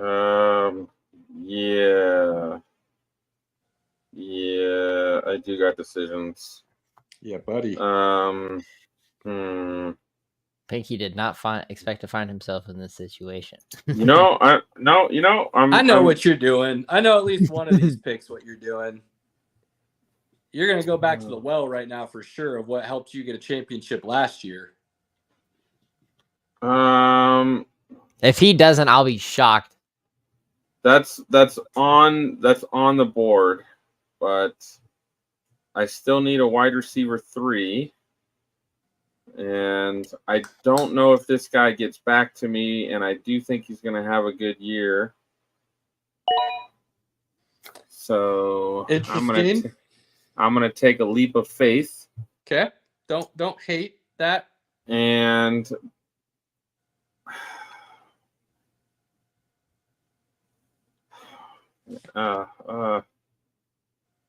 there's still some good guys there, but Jordan Love, come on over, baby. Yeah, that was. I understand you debating based on the way we feel about a 1 quarterback league and the potential to still get value late, but where you're getting him. But there's a couple guys that I was like, Jared Goff, Brock Purdy, Tua, Herbert is still there, Cousins, Stafford, Rodgers. There's still tons of dudes that I could get as my wide receiver 1, but Love did have 30 touchdowns last season, and he played some of his best ball down the stretch. So Yep. Don't hate it. Don't hate it at all. Now, I think Hollywood's an interesting one. Xavier Worthy has looked like a rookie, I think is the best way to say it, from by all accounts and reports coming out of Chiefs camp. Not bad, but just looks like a rookie. He has a highlight play every other practice, right?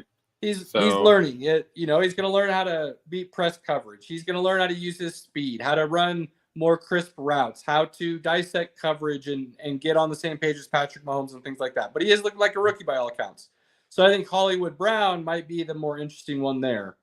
Njoku, I think, is really interesting because he could, as we saw down the stretch, skill level and potential to be tight end 1, but will they allow him to do that again? Joe Flacco made him almost tight end 1 for that last 6-8 weeks of the season. He did what we've all been waiting for, right? Joe Flacco finally threw him the ball, and Njoku did what we've all been expecting or waiting for. The talent's there. He just hasn't necessarily had the opportunities. He got them, and now... He's from the U, baby. Okay. He's from the U. So that could be a steal that late in the draft. I think Jake Ferguson is a solid pickup. He was great, top 10 last year. Great late round tight end to grab. What I'm looking at right now, again, I told you, I'm looking at where can I potentially get the most points. Almost playing this like a best ball situation. I want to build a team that I think can blow up week to week, but you might have to make sure you're picking the right guys to do so. I think this guy has potential to be a top-end wide receiver. Health is a question mark, but big play and the opportunities are going to be there. And might be a slight reach, but I don't know if he'll make it back to me. So I'm going right now. I'm going to grab Christian Watson. Oh, yeah, for sure. I thought for a second you were going to grab Chubb, but... We know how I feel about Chubb. I believe he was the best running back in the league, even over McCaffrey.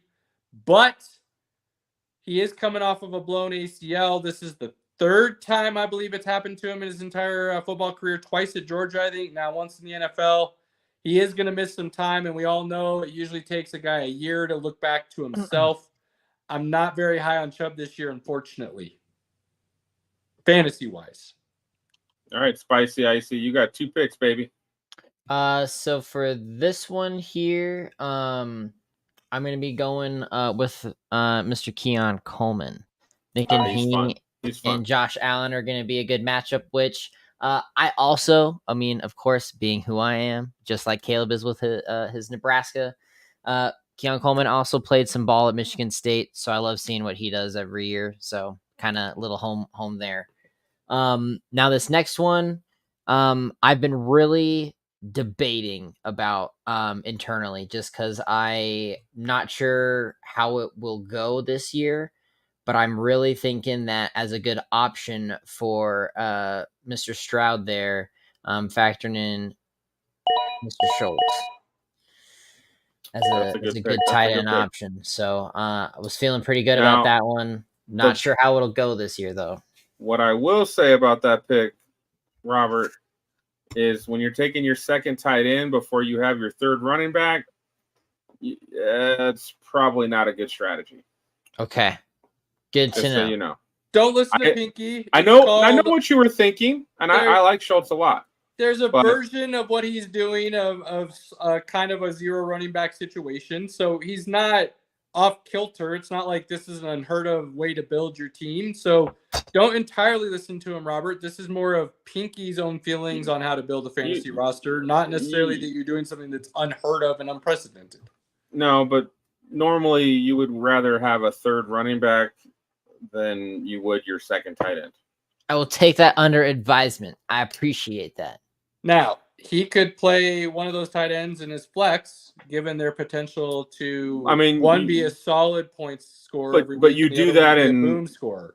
You typically do that in bye week situations where you the best player to put in your flex is your second tight end. I've done that before. You really would like to have that 3rd running back though, because injuries happen, bye weeks happen.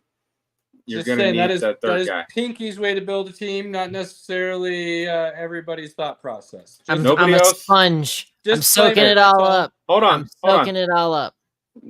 None of the computer players have 2 tight ends yet. Just saying. It's true. Just saying. It's true. Doesn't mean if Schultz hadn't gotten back around to somebody, though, that they wouldn't have grabbed him, considering he's potential top 10.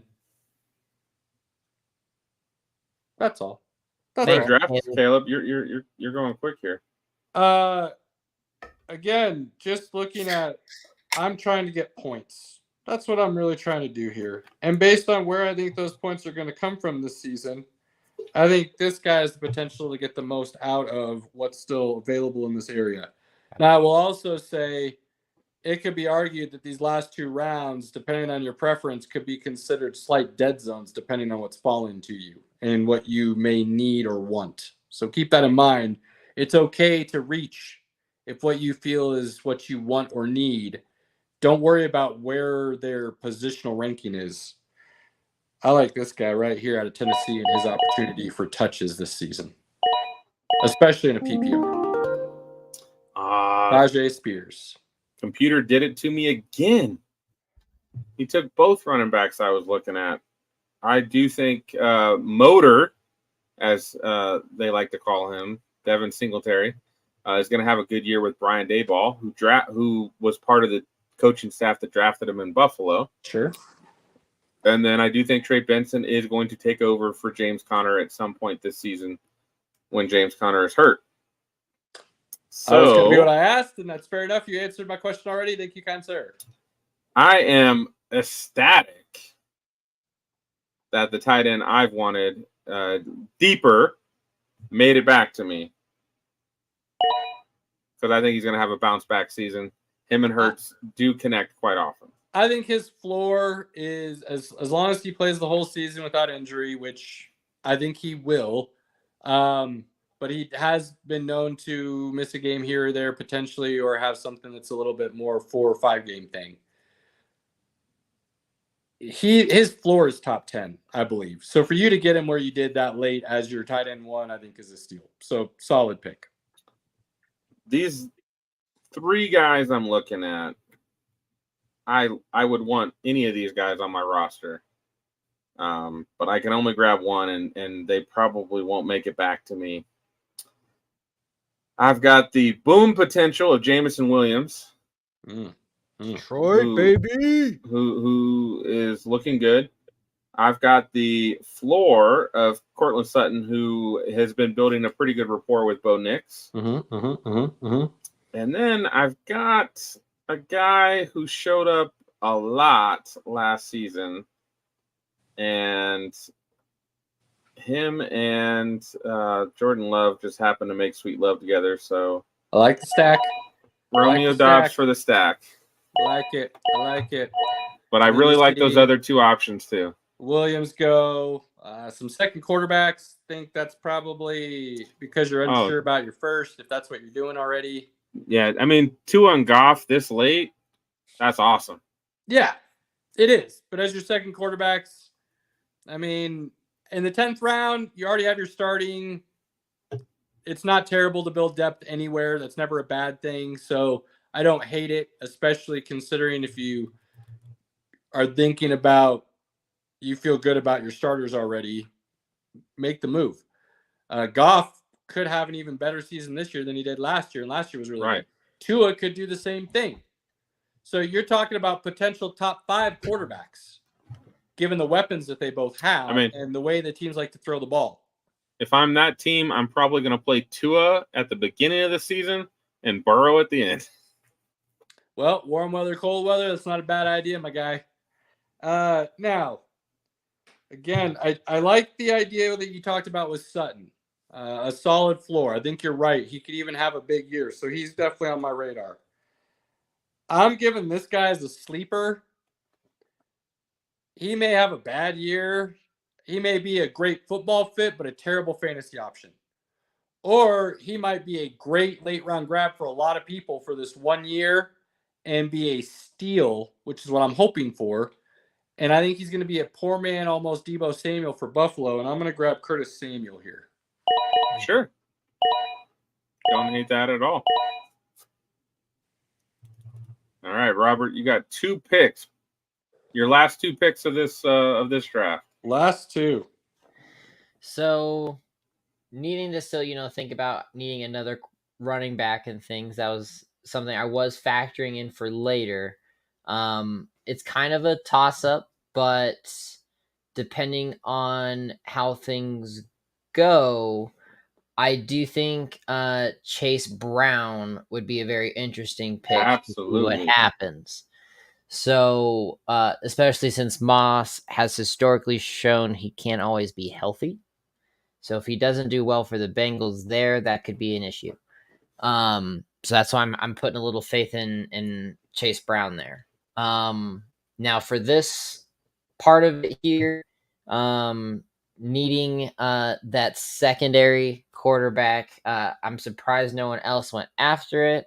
I'm just gonna go ahead and take that out of the play and get my Kirk Cousins. So Cortland Sutton went. No surprise you took Cousins. Tyler Lockett, Cole Kmet, Jerome Ford. Oh, computer, you suck. So just kind of looking at this area of the board, again, I'm just trying to think about that best ball type situation. Play my cards right, put the right lineup in, or on bye weeks, have what I need to fill in for said bye. There are a couple names here that I think have potential for that boom situation that I'm talking about. Now, I have Dak.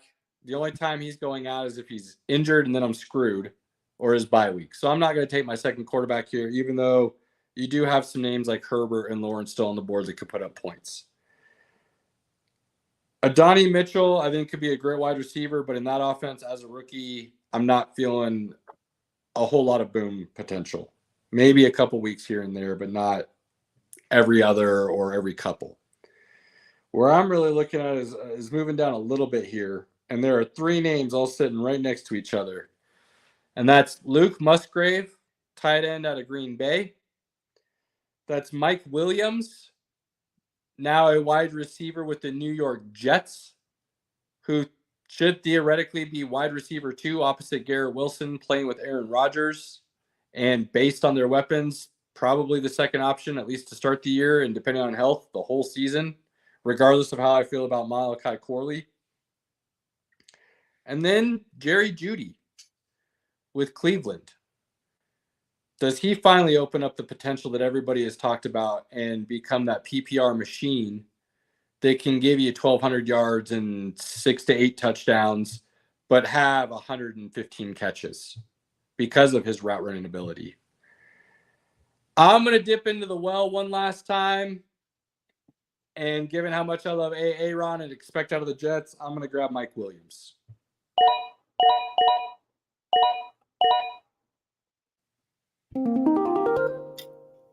All right. Oh, Zach Charbonnet. That's who I was going to grab.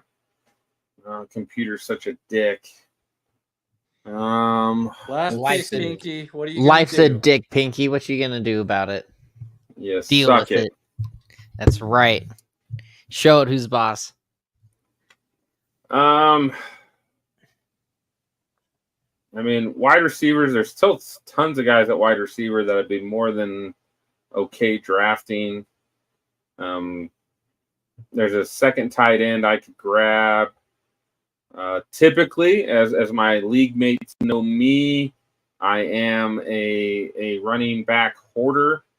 I will usually put tons of running backs on my roster. And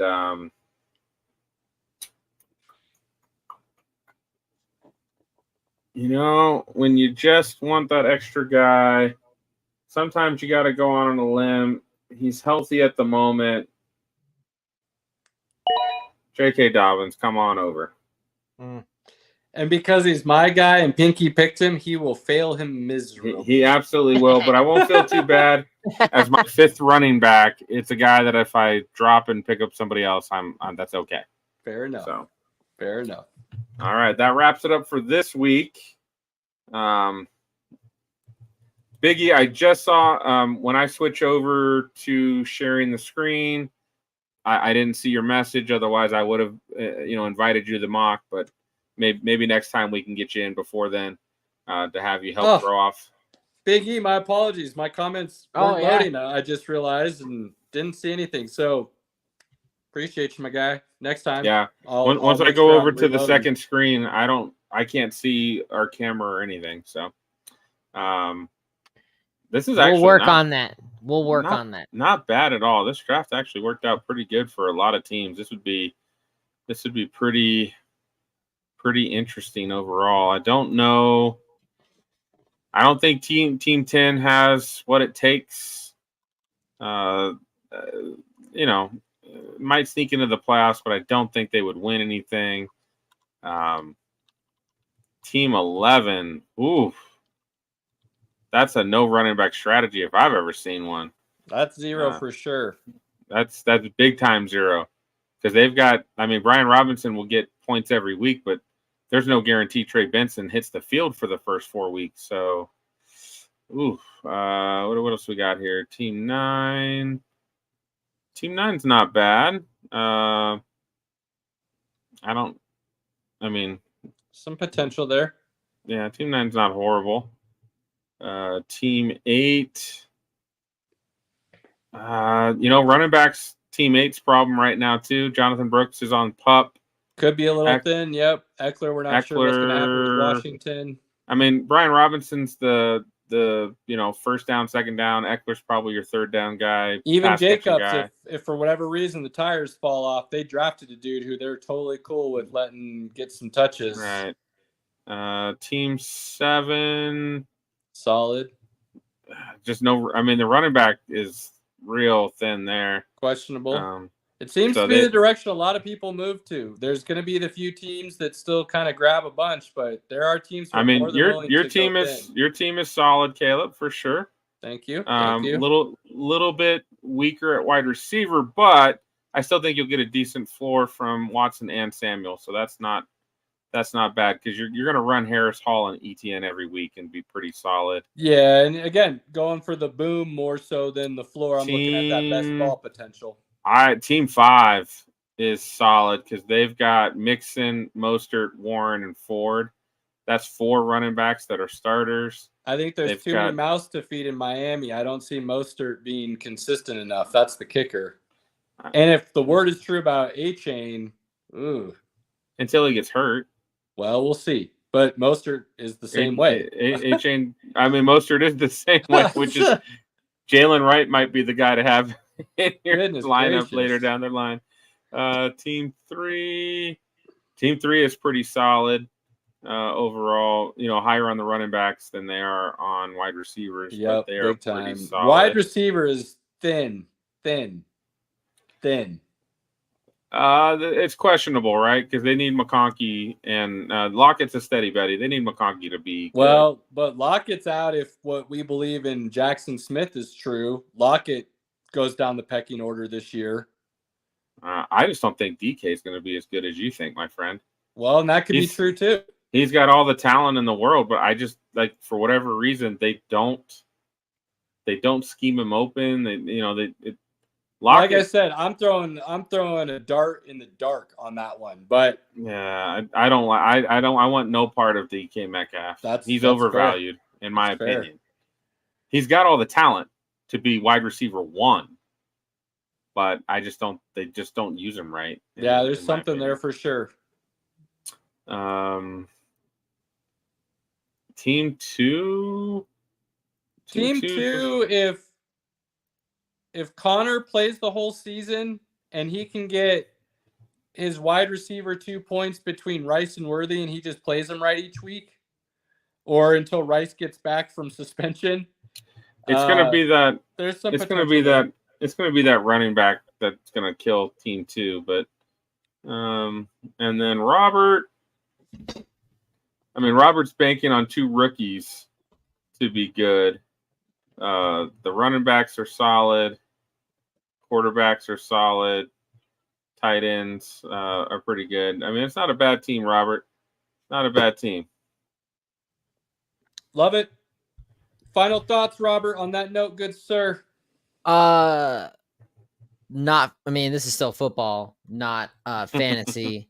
I am glad I did not, not that I had the finances to do it yet, but getting a Broncos Navy jersey, because that was probably my favorite one that I had seen. But they wear it once this season. They're only wearing it one time. They're wearing it for the Cleveland Browns Monday night game. And that's really kind of a shame. Okay. I'm They're wearing. I'm a little disappointed. They're wearing white 9 times. Now, some of that they can't control because the team they play gets when they play on the road, the team gets to pick. The home team gets to pick. So, but they're playing in whites 9 times, orange 5, the new orange 5, the throwbacks 2, and then navy just once, which is weird. Not gonna lie, a little disgusted that you guys know that. They tweeted it out. I know. They tweeted it out. I know they do. I'm very aware. This is why Pinky is the Broncos fan of Broncos fans that everybody should understand. Good. Pinky, final thoughts, good sir. It is fantasy season. I've got a lot more mocks to do. Have a couple drafts coming up in a few weeks. Robert and I are hitting training camp next Friday. Yeah. When the Packers are in town. So we should be able to give you an update on how the Packers look and how the Broncos look against a playoff team. Packers looked so good last season, and it was after the Broncos beat them that they were like, whoa, wait a minute, we got to play better. And that's when they went and started going on a run. So we'll see what happens there, and just excited for everything to get rolling. We do have preseason football this weekend. We ran out of time. I did want to talk about Hall of Fame. Maybe we can get that in next week because Hall of Fame class got put in. And congrats to Randy Gradishar, longtime Bronco. I mean, didn't we talk about that last week? I think we mentioned it, yeah. But I'm going to say it again because he actually went in. And then they just put in a list of players who are eligible for the first time next year. And I think that's an interesting list to talk about. So maybe we'll try to bring that up next week. Word. I think we're gonna work on what a final thought means for both of you. I gave my final thought and put it to rest. What are you talking about? I feel like there were. I'm gonna kick him out here, Robert. I feel like there were thoughts, but maybe I'm mistaken. I provided one thought. I guess yours was just a thought, and Pinky carried that into multiple altruism. My bad, Pinky. We're gonna work on what a thought. Thank you. I mean, my bad, Robert. One thought.